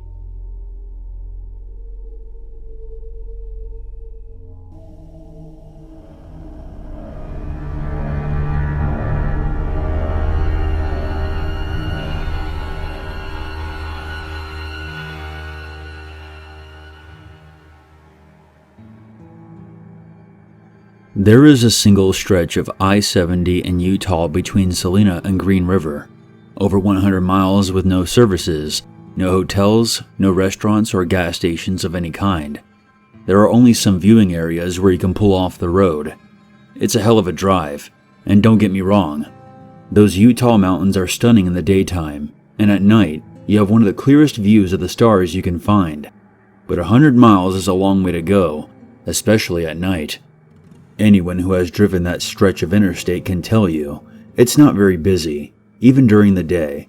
Approaching dusk, traffic becomes even more scarce. And by the time the middle of the night rolls around, you can drive for miles and miles and not see headlights from another car. And don't even get me started on cell service out there. Definitely not a place you want to be stuck in, especially at night. The thought of breaking down out there on a dark night with no one around for miles is enough to give anyone second thoughts about attempting the drive. Unfortunately for me, I was in a hurry, so I decided to go for it. A little backstory. I'm originally from a city called Lincoln in Nebraska, mostly known for the college sports team, the Cornhuskers. I was born and raised there. I lived there up until I was about 25, and then I decided that since I was single, with no kids, that now was the time to get out there and explore. So I accepted a job in LA and moved out west. Most of my family still lives in Lincoln, so I try to go back and visit every once in a while. This particular Sunday, I got a call from my mom around 2 p.m. My grandpa, who had been in a nursing home since he had a stroke, was getting a lot worse. They didn't expect him to make it to the end of the week. So if I wanted to go and see him, I should do so sooner rather than later. Unfortunately, I was out of a job, but this meant that I had the time to go and see him. Last-minute flights can be rather expensive, so I decided to drive. I had made the drive before.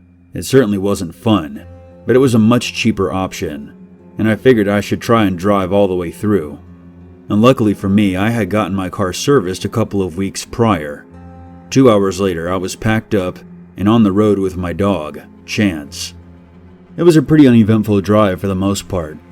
Daylight faded, and I remember being disappointed that I would be driving through Utah and most of Colorado at night, and I would miss out on the beautiful scenery.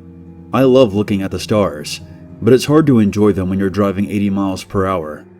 And since I was in a hurry, I wouldn't be stopping to get a better look. So I resigned myself to just singing loudly to keep myself awake. We've all been there, right? A little after midnight, I finally got to Salina, Utah. I passed the billboard that warned motorists of what's to come. No service for 110 miles. It's paid for by the city of Salina, and it's a good thing too. According to the gas station attendants, several times each week someone comes walking up to the building because they ran out of gas. So I stopped and filled up, and was immediately back on the road. It had snowed recently. The roads were clear, but there was still snow shoveled off to the sides. Now, I'm the kind of driver that speeds everywhere I go. The speed limit on this particular stretch of road is usually around 80 miles per hour, so I'm typically going about 90, except on the steep grades, which there are plenty. I've been driving about 30 minutes at this point. I had passed a few cars several miles back, but they're too far gone to even see their headlights. Have you ever driven on a road alone late at night and just marveled at how dark it actually is and how alone you actually are? Sometimes when I'm on a drive like that and I get to a long stretch of road, I like to turn my headlights off as I'm driving, just for a few seconds, just to see how it really looks when there's almost no light around. It's almost cathartic. Suddenly, as I'm driving, I hear a loud pop and the car jerks right, or maybe it was left. I can't remember. My low tire pressure indicator is flashing, and I slam on the brakes after I straighten out the car. I pull over to the side of the road and put on my emergency lights. Chance is going nuts. I've blown out a tire before, so I already know what to expect as I step out of the car. My right front tire is completely flat, and I tried to examine the tire more closely to see what actually happened, but even with the flashlight on my iPhone, it's still too dark to see. I check my phone, and of course, there's no cell service. I roll down the rear passenger window so Chance can stick his head out and get some fresh air while I replace the tire. I get to work. grumbling under my breath that, of course, I'm just about halfway to Green River, and I'll have to go the rest of the way on my spare tire, which would significantly slow me down. I removed the spare tire and the jack from the trunk, and went to go get started. As I made my way back up to the front of my car, I froze. Someone was walking towards me, their silhouette barely visible at the very edge of my headlights. Chance didn't make a sound. They continued walking until they were about 30 feet away from my car. I couldn't make out any distinct features. They were just tall, 6'5", maybe 6'6". At this point, no cars had passed me going east since I had pulled over. So after the initial shock of seeing another person, my first thought was, where did this person come from? They just stood there, unmoving, staring at us. Chance still didn't make a sound, but he was now staring at the figure ahead like I was. I won't lie, I was scared shitless. Who was this person? Where did they come from? And why were they just staring at me? Why isn't Chance barking at them like he does everything else that moves? I put down my spare tire and hesitantly asked, "Hello?" I was still hoping that my eyes were playing tricks on me. No response. They didn't move a muscle. It was under 10 degrees and they weren't even shivering. "Hello?" I asked again, a little louder this time. At this point, I'm starting to wonder if this person requires assistance more than I do. I open my mouth to speak again, when I finally hear something. "Do you need help?" the man faintly asked me. For the first time, I can tell that it was a man, based on his voice. It wasn't as deep as you might expect from a man his size, which struck me as odd, but he still hadn't moved. "Where did you come from?" I asked. "I didn't see any taillights in front of me, and no one has passed me since I pulled over. How long have you been out here?" I started walking towards the front of my car slowly, the tire iron clenched firmly in my hand. The man made no visible movements, but again he said, "Do you need help?" I stopped walking and tried to get a better look. I couldn't make out any physical features, but I could tell he wasn't dressed for winter. I was in sweatpants, a winter jacket, and was still freezing. But here was this man wearing a short-sleeved shirt. He kept his face pointing down the whole time. At this point, I'm really starting to freak out. "Do you need help?" This time, his voice sounded all wrong, as if he was struggling with each word. I started inching my way around the front of my car, to the driver's side door. If nothing else, I could get in my car and lock the doors.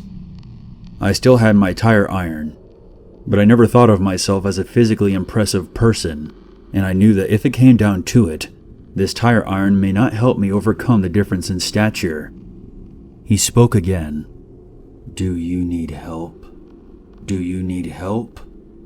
Do you need help?" His voice becoming more urgent, he finally takes a step towards me, still repeating, "Do you need help? Do you need help?" He was speaking faster. I quickly moved around the car and found the driver's door handle. Just as I'm about to pull it open, a light appears behind me. I instinctively turn around to see a pair of headlights coming my way down the interstate. Chance starts barking loud. I whip back around, expecting to see the man closing in on me, but he was gone. Chance was still barking. "Hello?" I yell out, but there was nothing. No breathing, no movement, no response. I stood there for a couple of seconds, unsure of what was happening. The car coming down the highway passes me. They don't stop. I can't blame them. Would you stop for a random car on the side of a desolate road? I didn't even think about waving them down. I was still trying to process what happened. Did I imagine that whole thing? I walk ahead, approaching the area where the man was standing. There was footprints in the snow. They began where the man was standing, stretching into the distance down the road. I still held my tire iron.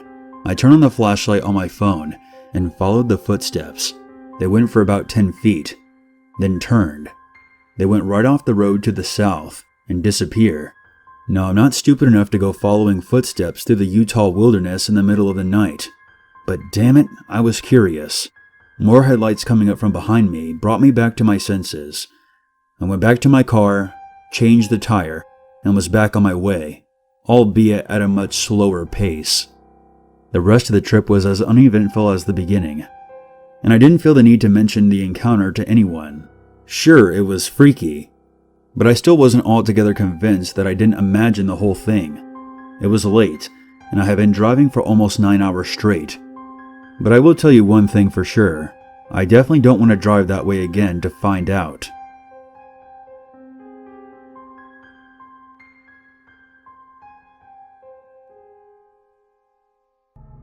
So my trucking route is from here in Connecticut all the way down to Kentucky and Tennessee. It's a pretty good run. I get to see pretty much all the sights the East Coast has to offer, but there's one area of the country that gets pretty wild, and that's the area around the Appalachian Mountains. You guys probably know that it's one of the poorest areas of the country, one that got really screwed over as the coal mining jobs started to dwindle and the local economy went down the pooper. I really feel for the people down there. Seeing how entrenched in poverty some of the families are is just heartbreaking. So I was rolling through an area of the state that I hadn't previously been through, thanks to my usual section of highway being blocked off by some huge traffic accident that had unfortunately left a few people dead. It was having some trouble navigating the roads after my phone ran out of battery, and wouldn't you know it, the plug charger decides to give out too. Worst timing ever. But I was an experienced truck driver, and I wasn't driving on an 18-wheeler on that particular run, so I was free to take some of the smaller roads to find my way around. But despite the fact that I consider myself pretty good on the roads, there was a point that I found myself hopelessly lost, and I started to worry that I wouldn't make my shipping delivery deadline. That would mean disciplinary proceedings and whatnot, and I just couldn't afford those at all. Anyway, I happened to see this one guy wandering down the side of the road, so I slow my truck, wind down the window, and ask him for directions. The guy seems friendly enough and is more than willing to take a few minutes to give me all the information I need on how to make it back onto the main highways that headed south. But then I start asking him if there's anywhere nearby that I'd be able to get some lunch, as it was getting towards 1 in the afternoon and I'd only managed to get myself a pretty meager breakfast. The guy seems to think for a minute, scratching his head, taking an unusually long time to think of an answer to a question that usually takes like seconds to answer. It's rare to be anywhere in West Virginia where there isn't a Cracker Barrel within a few miles, so why he didn't just point me in the direction of one of those was beyond me. When I pressed him, he told me he knew of an old family-run place that did the best chicken fried steak in the entire county, maybe even the state. Suddenly, all was forgiven. I might be a northerner, but I'll be darned if I'd turn down a good chicken fried steak. All that was taking so long was for him to try and remember the best way there that wouldn't take me down some run-down old dirt road, one which might get my truck stuck on it, which really would have left me screwed. So after a minute, he gives me some pretty detailed directions towards an old strip mall. He told me it was mostly abandoned, but that restaurant was still there, along with a few other small businesses, and not to pay any mind if the place seemed quiet during lunch, as it did the majority of its business in the early to late evening. I was happy enough, thanked the guy, then set off following the directions he'd given me. It took me a little while to find the old strip mall the guy was talking about. It was honestly a little frustrating to drive past a couple of chain restaurants and whatnot, given that I was so hungry. But man, if I wasn't craving some of that country-style chicken fried steak, and if it was a family-run place, then all the better. That chain restaurant stuff just doesn't cut it compared to a real home-style cooking. But eventually I actually find this run-down old strip mall the guy seemed to be talking about, and it was little wonder the place was in such a state of disrepair. It was way off any highway. There was absolutely no signage for it, literally nothing to let anyone know it was there. But even worse, I saw zero indication that there was any kind of restaurant open in any of the units. I wasn't about to give up so easily, though, as I did see one place that had a big old sign over it saying something like Mama J's Country Kitchen, or some variation on that, so my hopes were restored. That's when I see a guy open up the door of the place, stepping out into the afternoon heat and staring over at my truck. I gave him away from the driver's side, overjoyed that I was finally about to get some decent food on what had been a long, lonely drive from Connecticut. I figured he hadn't seen me do it, that the sun was obscuring his vision or something just because he continued to stare back at me. Anyway, I get out of my truck, lock the doors, and start walking over to the restaurant. I call out to the guy like halfway across the parking lot, asking if they were indeed open for business. Again, the guy doesn't react. He just keeps staring at me in a way that I now notice is distinctly unwelcoming. Something in my gut just told me to stop walking. I had this creeping feeling all over my body, like something was telling me that something was horribly wrong with this whole setup. And no sooner had I started feeling distinctly vulnerable than the guy reached behind his back, pulls something out of his back pocket, and puts it on his head. I thought it was like a woolly hat at first, but then he pulls it down. It's like a balaclava. And then I notice something else in his hand, a small revolver. I turn and start running back towards the truck, and as I do, I see a few other guys emerging from the derelict units, each running towards my truck to try and cut me off. Each had some kind of weapon in their hand, be it a knife or an iron bar, and seeing those just made me run even faster. Thank God I'd caught in that gut feeling when I did, otherwise they'd have definitely made it to my truck before I did. I threw the door open, jumped inside, and locked the cab behind me, trembling as I rummaged in my pocket for the keys. The bandits surrounded the cab of my truck, hitting the chassis with their weapons and demanding I get out. Then the guy with the gun aimed that thing right at my face through the windshield, screaming for me to get out of the truck. I had no choice but to do what I did. I gunned the engine and plowed the whole bunch of them, knocking down those that didn't jump out of the way in time. I leaned down in my seat as I gripped the wheel, out of pure instinct really, and again, I thank God that I did, because when I hit the guy with the gun, he let loose a single shot that shattered the windshield and struck the seat just above my head. I circled around the parking lot expecting the next shot to come at any moment, but only the bandits that had gotten out of the way of my initial truck charge were chasing me. 2 or 3 were just lying on the concrete, rolling around in pain whilst holding onto their limbs. I think that's about the only thing that saved me, having the presence of mind to just ram them instead of trying to reverse out of there. If that had been my choice, I might not be around to tell you all this. I got out of that parking lot, speeding off blindly in the first direction I could, until I found somewhere to safely park up and call the cops. The sheriff's deputy I spoke to told me to swing on by the department when I was next able to so I could give a statement, and I did so, but not until I actually managed to get myself some lunch, as not even the terror of almost getting hijacked could dull my appetite. I guess that makes me sound pretty fat or whatever, but you guys need to appreciate just how hungry I was. Down at the department, however, I learned that I was not the first truck driver to have run into these bandits, how I'd been just unlucky enough to ask directions from one of their kinfolk who had directed me to the rundown strip mall just before calling his buddies to let them know I'd be there. At least, that's the only conclusion we came to once I described the guy I'd asked directions from. The deputy just seemed to nod knowingly when I related this guy's physical description. I guess I'm just warning you guys to be very, very careful when you're out on the roads. And although it seems like some tired old cautionary tale from your Facebook posting aunt, be careful when you're talking to strangers. There's no way of knowing just who they really are.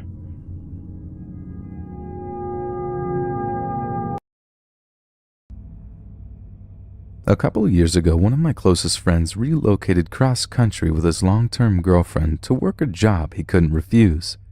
Only issue he had was that he didn't want to fly his dogs out with him when they made the move, since they'd be staying in a hotel for the first month.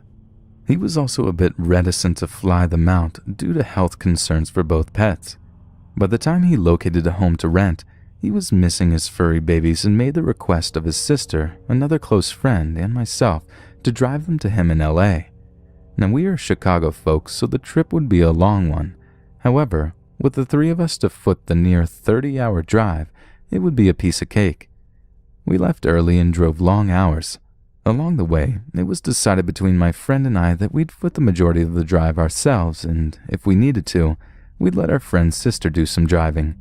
We were in a bit of a time crunch due to a snafu with the rental agreement, so we didn't have the luxury to stop very often past an 8-hour stay at a Denver La Quinta Inn. As for the journey itself, it was relatively smooth, barring getting pulled over right before entering Utah for driving 2 miles in the left lane of an empty highway. Whoops. From that point, we made it through Utah, Arizona, and Nevada without much problem until we entered California in need of gas. I had been driving for the majority of the first day and tagged my buddy in after being pulled over. I remained in the shotgun seat as navigator, searching through the GPS for a fuel stop. We kept our eyes peeled for road signs and discovered a sign pointing to Yermo Ghost Town, or something along those lines, which had a mobile station. How wonderful. It was convenient too, as it wasn't located almost directly off of the interstate. We rolled in on a little more than fumes when we approached the pumps.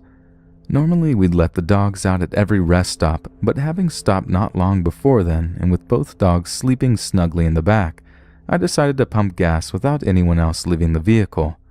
My buddy pulled up on the opposite side of a beat-up green sedan with a short, plump gentleman who just turned in to approach the shop. I noticed a few other hoopties at the pumps, all unoccupied, and there were a couple of other cars parked up near the station, most likely belonging to the employees, so nothing seemed out of the ordinary, until I swiped my credit card. The pump rejected my first swipe attempt, which I chalked up to a misread. I swiped again, and the pump read, "Please see attendant." I was annoyed, but we needed gas. I tapped on the window and told my buddy what I was going to do and asked if anyone needed anything. After taking their orders for Gatorade and Marlboro Reds, I walked up to the store to make a mental note of how strange this gas station was. Kind of quiet, especially for one right off the interstate, but it's no matter. As I walked in, though, more weirdness. First thing I noticed is that there were some boxes of chips just left on the floor, like someone was stocking shelves and just quit. As I veered to my right, I noticed immediately that there was no one milling about in this place. With the 6 cars besides my own out there, I felt like I would see someone. Things got even weirder when I realized that there was no one behind the counter, no customers or workers. And then it dawned on me, what happened to that gentleman who was at the pump adjacent to mine? Surely they can't all be in the bathroom. This is where I began to feel this gnawing sensation in my stomach. Something isn't right. I have always been a person who felt like I could always trust my instincts, and those instincts were screaming at me to just get the hell out. I want to run, but I hold back. I would look suspicious booking it out of the gas station that was empty and decide to just play it cool. Natural. Don't let your body language let on to how badly you're freaking out in your head. I was probably inside of this gas station for only a couple of minutes when I left, but I stopped just before exiting to listen for something. Anything. A flushing toilet would have been a good sound, but nothing. As I exit the shop and see my car, I begin to feel dread. It's like that moment in the movie where the hero is about to make it to the end of their trial, but the celebratory fanfare disappears, and in that silence, something comes and strikes them down. I'm about 25 yards from the car when I see this gentleman come out from around the side of the shop opposite of me. This is not the same man as I saw while pumping gas. He was larger and had a peculiar look on his face.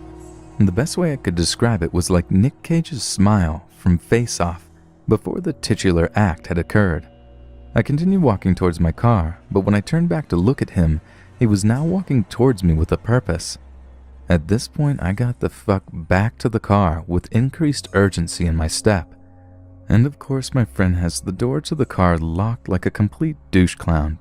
There is also the 95-pound golden retriever sitting in my seat.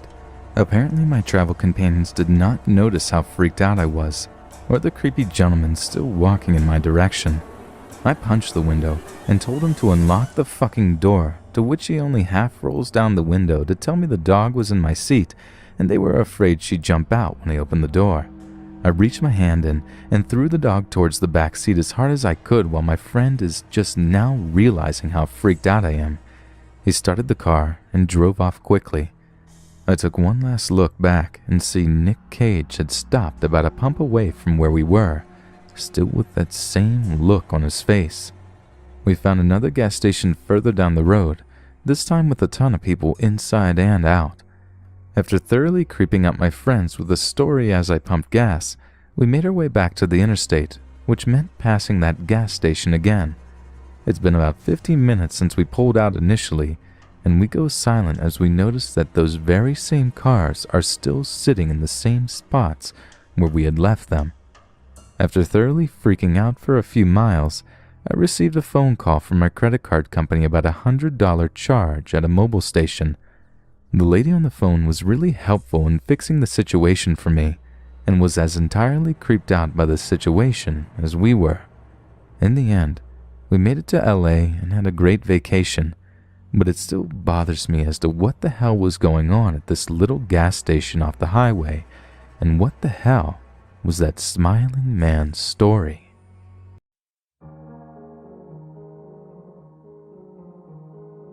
I live in a small studio apartment. I like my place a lot, even though it has some details that always made me really nervous living here. The wall facing the street is basically just a giant window, and I also live on the second floor, so my window is very close to the streets below. The marquee looks very easily climbable and gives direct access to my window. Even though that makes me a little uncomfortable, nothing really ever happened, and it just stopped bothering me a couple of months after I moved in. That is, until last week. Last Monday, I woke up at around 2 a.m. to go get some water to drink. Since the kitchen is right next to the side of my front door, I could hear something coming from the corridor as I filled up a cup. It wasn't coming from another apartment or from the streets. The noise had that very specific reverberation from an empty corridor. I approached the door and could make out that the sound was actually some kind of trap beat playing on repeat. At first, I thought maybe that was just some drunk guy messing around with his phone before getting to his apartment, but after laying in bed again, I could still faintly hear the same beat coming from the corridor. It kept playing and playing until I fell asleep about an hour later. 7 a.m. rolls around and I'm woken up by someone ringing the doorbell. It was a cop. A bunch of them, actually. The landlord and some of my neighbors were also there. Even with the place really crowded, it was really hard to miss the trail of blood that went from the corridor window to the far end of the wall. The cops said that someone was leaving for work early in the morning when they came across the blood smears and then immediately called the police. He questioned me and the neighbors. The place was scrubbed and we went on with our lives, but I couldn't stop thinking about it. Every single day I always come home and walk over where the blood was, and I always wonder what the heck happened in the corridor that night. Now, I was a little bit uncomfortable living here before, but now I'm definitely really spooked out. I wonder if I'll ever figure out what happened.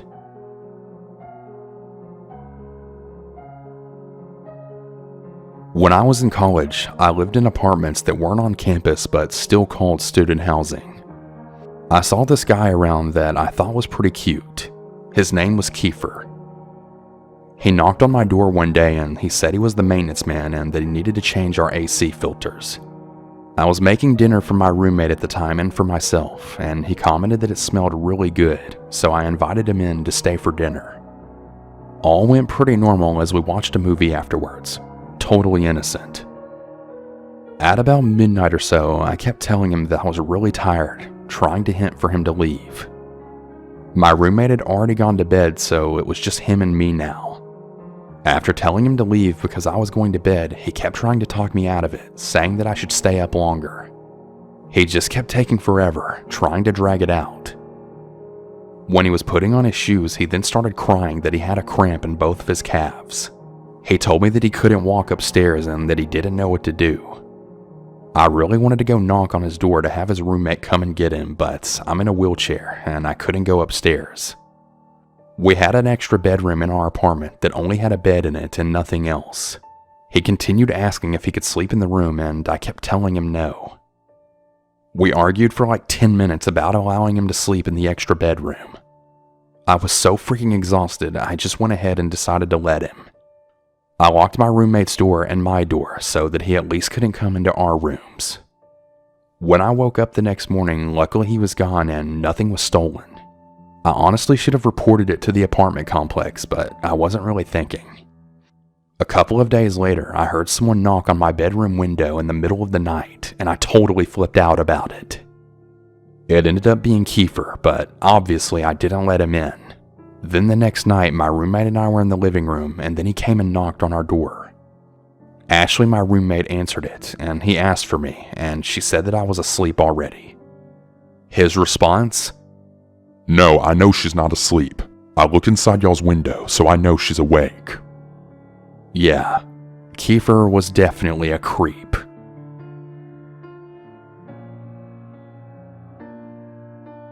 So, for some backstory, I moved from a very small town to a relatively large city. It was for university, and I was around 19 years old. Since I wouldn't be in the new city until around September, my soon-to-be roommate decided to look for a place for us to live in the fall. In mid-July, she finally found us a decently priced, newly renovated, close to everything apartment. It was on a pretty busy road in the city. Fast forward to September when it was time for me to move in. Myself and my parents get to the building, and it looks a bit disheveled from the front, and upon entering, the inside of the building was an absolute mess. Appliances in the hallways, plaster was running up and down the walls like a child had been given the material to play with, and the flooring was missing in most places. Since the apartment was actually kind of nice, and since it was my first ever apartment away from home, I was absolutely thrilled to finally have a place of my own. Now, this apartment housed many students, as well as the landlord and the superintendent, so it seemed like a relatively safe place to live, right? Wrong. My roommate had the door buzzer hooked up to her phone so that when someone rang, her phone would ring and she had the option to let them in or not. About a week after school had started, I was home since I didn't really have class until later in the day, and my roommate was at work. She texted me to let me know that someone had tried to buzz into the apartment, and when she answered, all she heard on the other end was an unfamiliar voice practically screaming, Let me in! Let me in right now! Luckily, my roommate had the sense enough not to let them into the building. About 10 minutes later, someone comes banging right on my door. Without saying anything, they just continued knocking for what felt like hours, although it was probably only about 20 minutes in reality. I stayed in my room the entire time with the door closed because I was absolutely so afraid of who might be standing outside my door. Eventually, the knocking stopped, and when I checked the peephole, the person was gone. I felt really relieved that I had avoided what seemed to be some kind of creep looking to get in my apartment for some reason that I really wasn't aware of. Nothing too strange happened again until about 2 weeks later. Again, I was home since I was sick and my roommate was at work. I should note that my roommate was a flight attendant for a small airline, and obviously she wouldn't have her phone if she was already in the air. As I recall, there was no one to buzz the door this time. So it's early morning and not too long after my roommate left for work, and someone came banging on my door. Of course, I didn't get up to answer it because I was still sick in bed, hoping that they would just go away. We weren't expecting anyone, no packages or friends.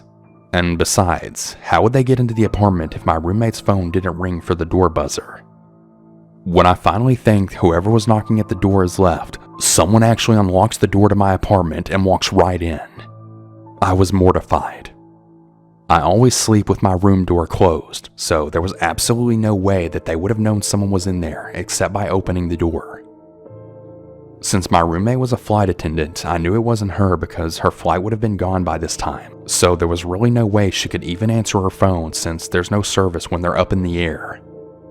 I was frantically texting her to let her know that someone was indeed in our apartment without our permission.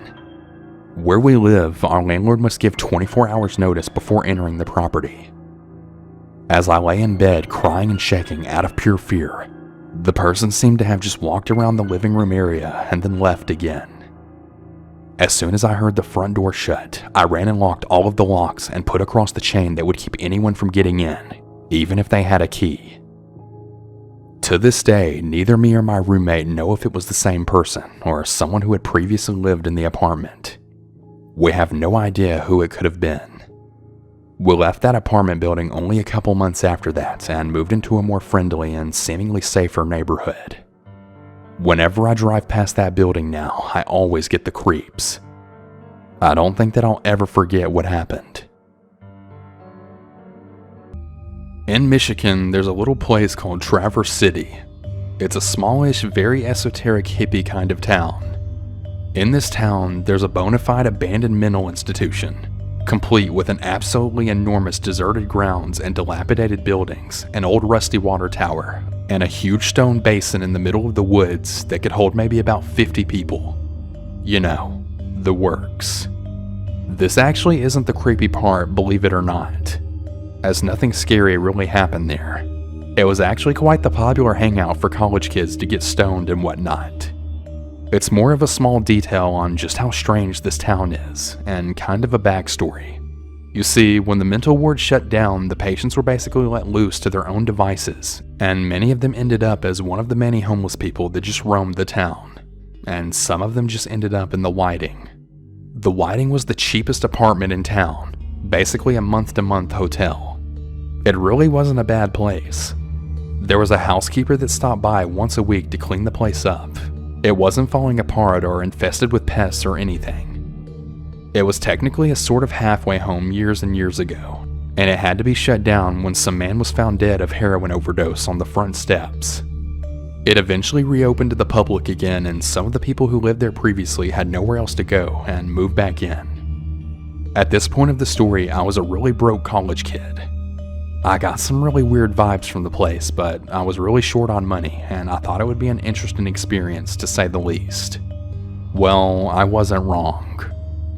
First of all, it looked like the architect had actually gleaned inspiration from The Shining. Long, narrow hallways, some straight and some swooping around. Some that started out normal and then got so narrow that you literally had to walk sideways to fit. There was painted over doors and doors that led to nowhere, and tiny doll-sized doors in the hallway that never opened.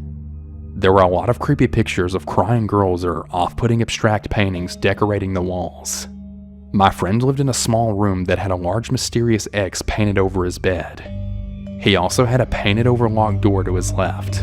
And my other friend who lived on the second story at the end of the building had a window that looked out of a straight-up brick wall. Pretty bizarre, right? Well, wait until you meet your neighbors. Schizophrenics and drugged out zombies wandered up and down the halls or peeked out of their doors before slamming it shut. You could just be walking along when the door would suddenly open and a battered looking woman would tell you that the other tenants were trying to hurt her and that she was going to be sleeping with a knife for protection. Another good friend of mine once opened her door and found an entire lamp taken apart piece by piece and then aligned on her doorstep. There's a few incidents that really stick out in my mind. Once I went to the shattered kitchen to make myself lasagna. One of the women was already there and she was sitting in a kitchen chair just talking to herself in a high-pitched girly voice. Now, this woman was a big and rather imposing individual, made all the more intimidating because she had a habit of ramming people in the shoulder whenever she passed them in the halls. She's just sitting there and mocking and insulting me the entire time, but all to herself as if I can't hear her, all while eyeing me with a sideways, dead-eyed kind of look. Every now and then she gives a high-pitched giggle that sounded truly sinister. Well, I then say, everything all right? And she's muttering to herself, "The thing's talking to me." I won't respond. And then she giggles. I'm definitely perplexed at this point. I pick up a fork and I'm getting ready to exit, and she then starts really flipping out and starts rapidly saying, "You got a fork? You gonna kill me with that? You gonna stab me in the throat and murder my family with that fork?" Yes, she was actually screaming by the end of it. I didn't stick around. I could still hear her screaming whenever I would take my crap out of the door, going on about hurting her. And just like some movie, I can hear high-pitched hysterical laughter echoing down the halls as she gets louder and louder. Truly brought goosebumps up to my arms, I can tell you that. Another time, a man was so messed up on some substances that he could hardly stand, and he tried to chase me. He was at the foot of the stairs and I had to pass him, and he tried to slur some nonsense at me while I walked by him. I think he said something about a shower. Well, he reaches out and grabs my arm and then tries pulling me toward him. I pull away so fast that he gets knocked over, and as I'm running up the stairs, he's trying to collect himself and stand back up. I hide in my friend's room and we can hear him slouching and banging up the stairs, just calling for me in a doped up sort of way. About a week later, he apparently forgets about it and I see him in the lobby. He had asked me which room I lived in. So yeah, that's a brief summary of the really creepy place that I lived in at one point. It was definitely an interesting and creepy experience, to say the least.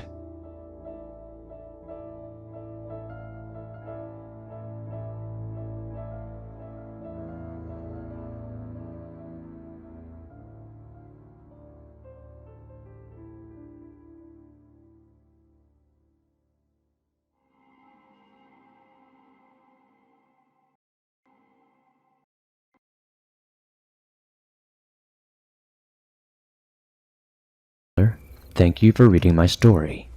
I must start by saying this story falls about average or maybe even below average on the scary meter. But it was such a strange event that I found it discussion worthy. So maybe some of you will rate it high on that strange meter and maybe some of you will just think it's lame.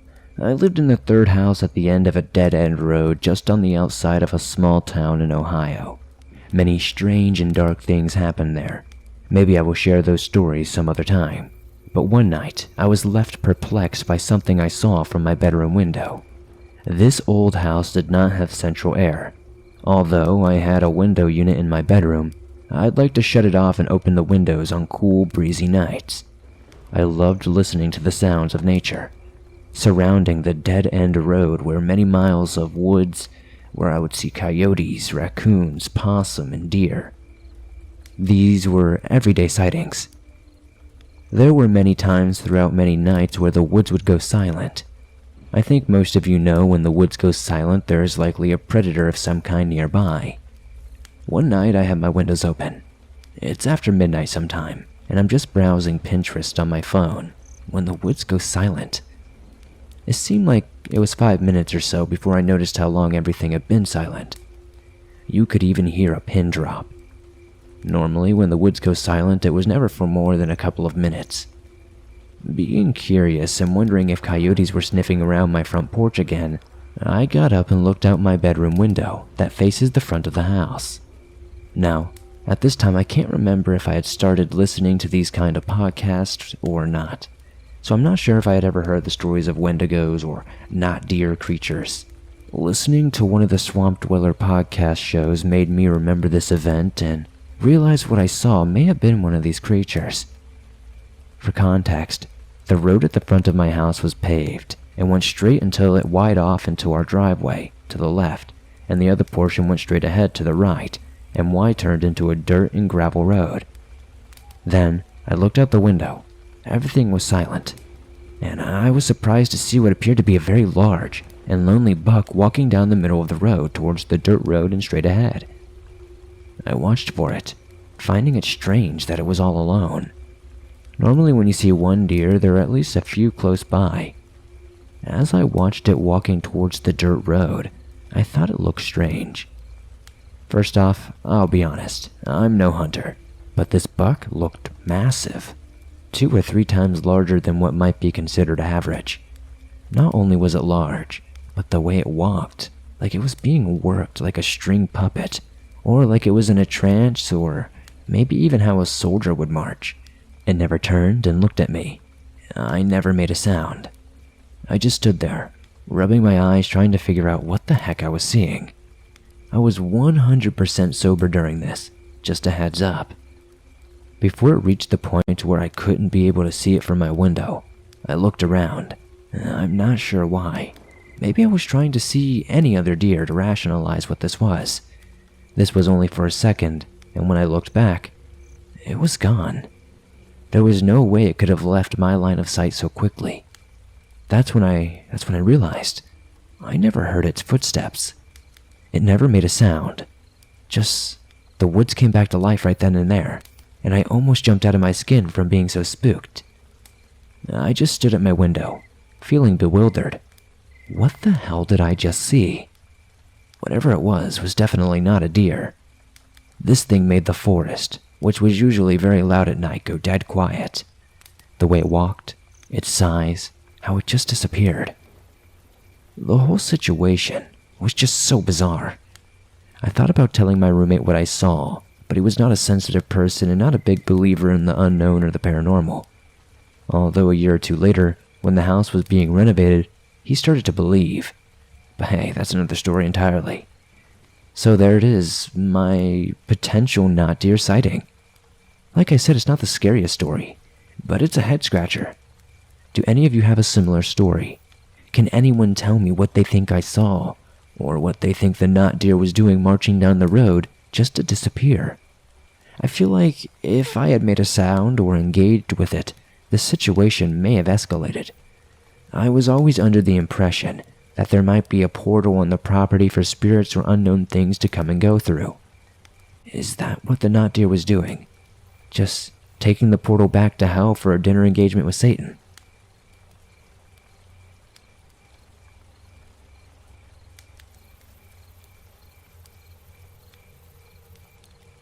This story takes place in the Great Smoky Mountains National Park in Tennessee. For those who are not aware, the Appalachian mountain range is approximately 480 million years old, and I've always wondered, while hiking in the park, about what kind of animals once roamed the hills we hike today. In the summertime, the dense vegetation and the abundant rhododendrons can take you back to a prehistoric age when the dinosaurs would have foraged among the same hills that hikers now casually walk, basking in the unparalleled beauty that is the Smokies. This event happened in late December, when the leaves fall off the deciduous trees, opening the hills to your eyes, allowing you to see the contours of the land as you hike. Me and my girlfriend were staying in the small town of Weir's Valley, which is approximately 45 minutes west of the bustling tourist trap of Gatlinburg. We'd stayed in Gatlinburg in years past and decided that this year we wanted a small cabin far from the normal hustle and bustle of the late December tourist rush. Many of the locals spitefully call this period from Christmas to New Year's Hell Week. Knowing this, we decided to stop at a small hiking store and inquired about a day hike that would take us far into the backcountry. They pulled out a map detailing the western end of the park and showed us multiple trails that would fit our description. We ended up settling on a trail that was about 4 miles one way, with a massive waterfall as the reward at the end of the trail. We arrived at the trailhead at about 9 in the morning, and there was only about one car there already. Perfect. It was an elderly couple getting their packs ready for their hike, and we were excited at the lack of hikers. As our goal for the day was to try and not see a human being for the entire hike, the first half of the hike was entirely uneventful. We reached the waterfall after about 2 hours or so, and sat down and took a lunch break before departing back towards the trailhead.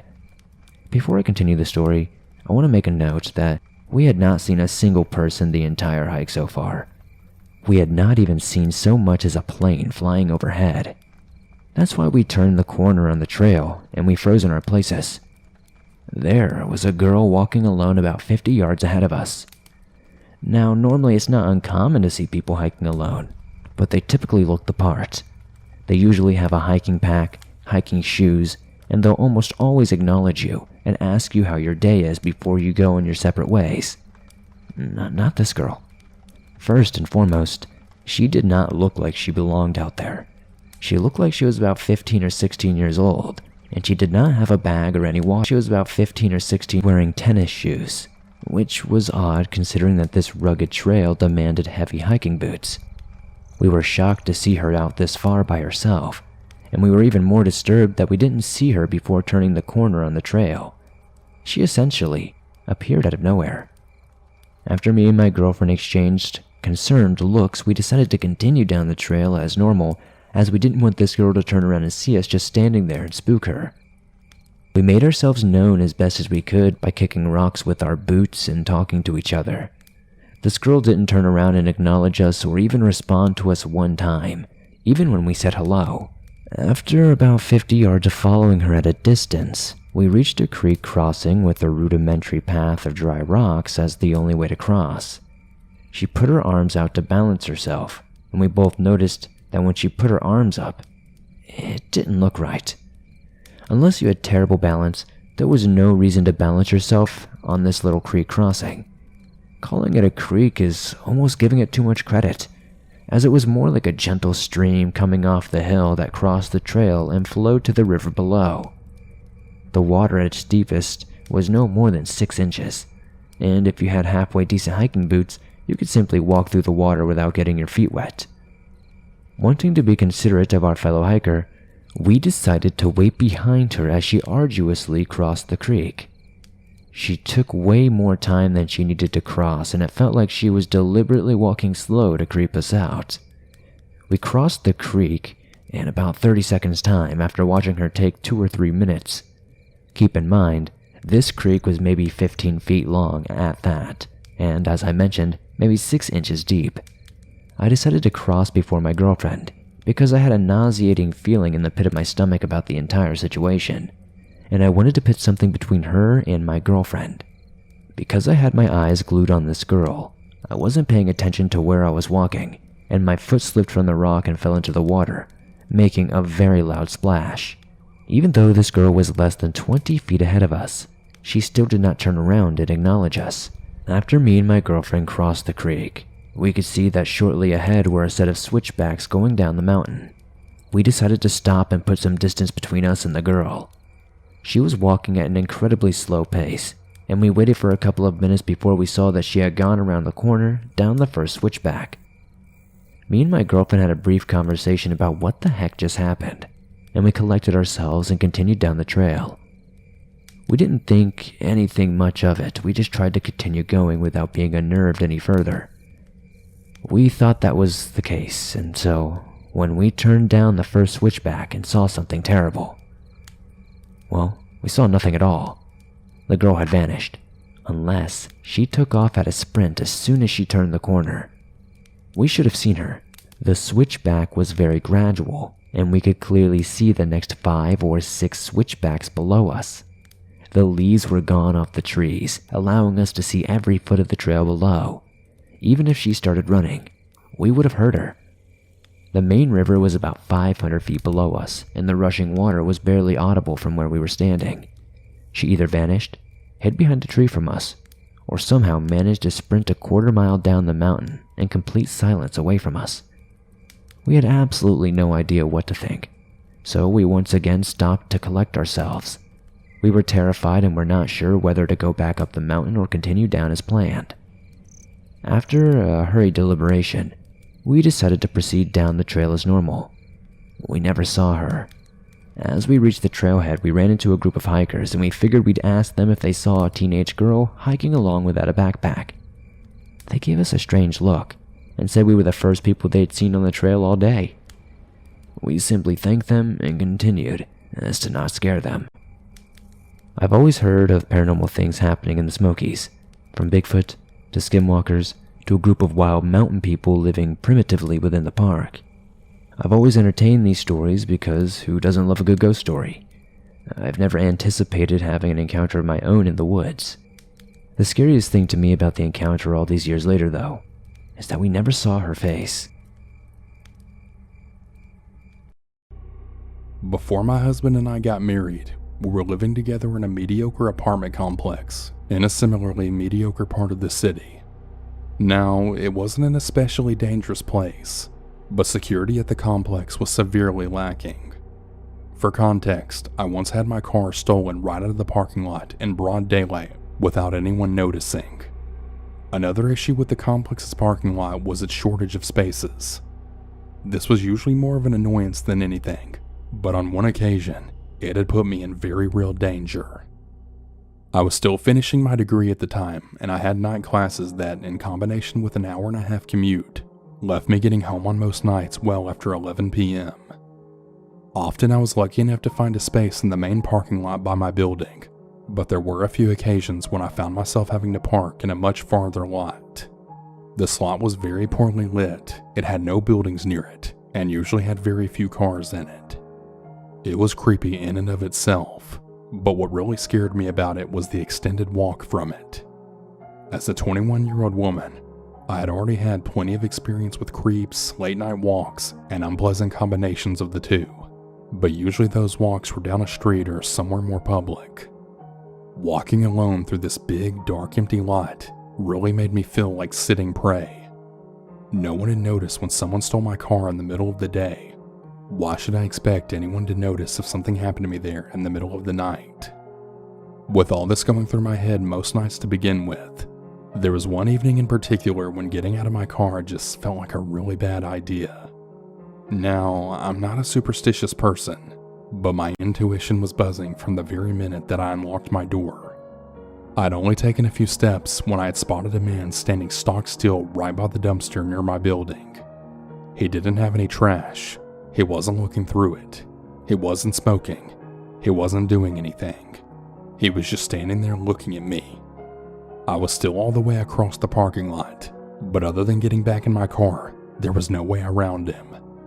The dumpster was squarely in the middle of the two entrances to my building, so no matter which way I went, I'd have to walk directly toward him. My keys were already between my fingers, but I wasn't feeling very confident about whether this would help or not. I'm not a strong person, and I'm also only about 5'3". More than anything, I felt silly for being so afraid, but I knew in my gut something was wrong. This man had appeared out of nowhere. I'd driven past the dumpster on my way into the lot, and he hadn't been there.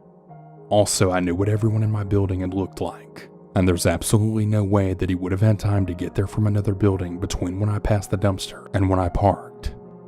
As I got closer, it became increasingly obvious that I wasn't imagining the man staring at me, especially because as I got closer, he turned his body so that he was always facing me, kind of like a sunflower, just rotating in place, always watching me. Then came the moment when I had to pass him to get to the door. I felt really silly doing it, but I turned around and walked half backwards as I got close to passing him. I left a really wide space between us as I drew near by walking in the grass instead of on the sidewalk, but I still didn't want to turn my back on him. Eventually though, I had to, and the second I did, I heard footsteps. Not just footsteps, but running footsteps. They were coming toward me and really fast. So I ran too. I sprinted to the building, ran up the steps to the door, entered the pen as quickly as I could, and then hoped to hell that he wouldn't be able to follow me. I didn't stop running until I got to my apartment door, 3 flights of stairs later. My neighbors were probably pissed about the noise, but I was terrified. The second I got in the door, I told my then fiance everything that happened between panic breaths, and he immediately called security. While he did, I went to go peek through the balcony window to see if I could spot the man. I couldn't. He was nowhere to be seen. When security finally arrived, they reported the same. No one was around. I still have no idea what the man was doing there before I got there or where he came from, and I've moved across town since then. But to that really creepy guy from my apartment parking lot, I really hope to never encounter you ever again.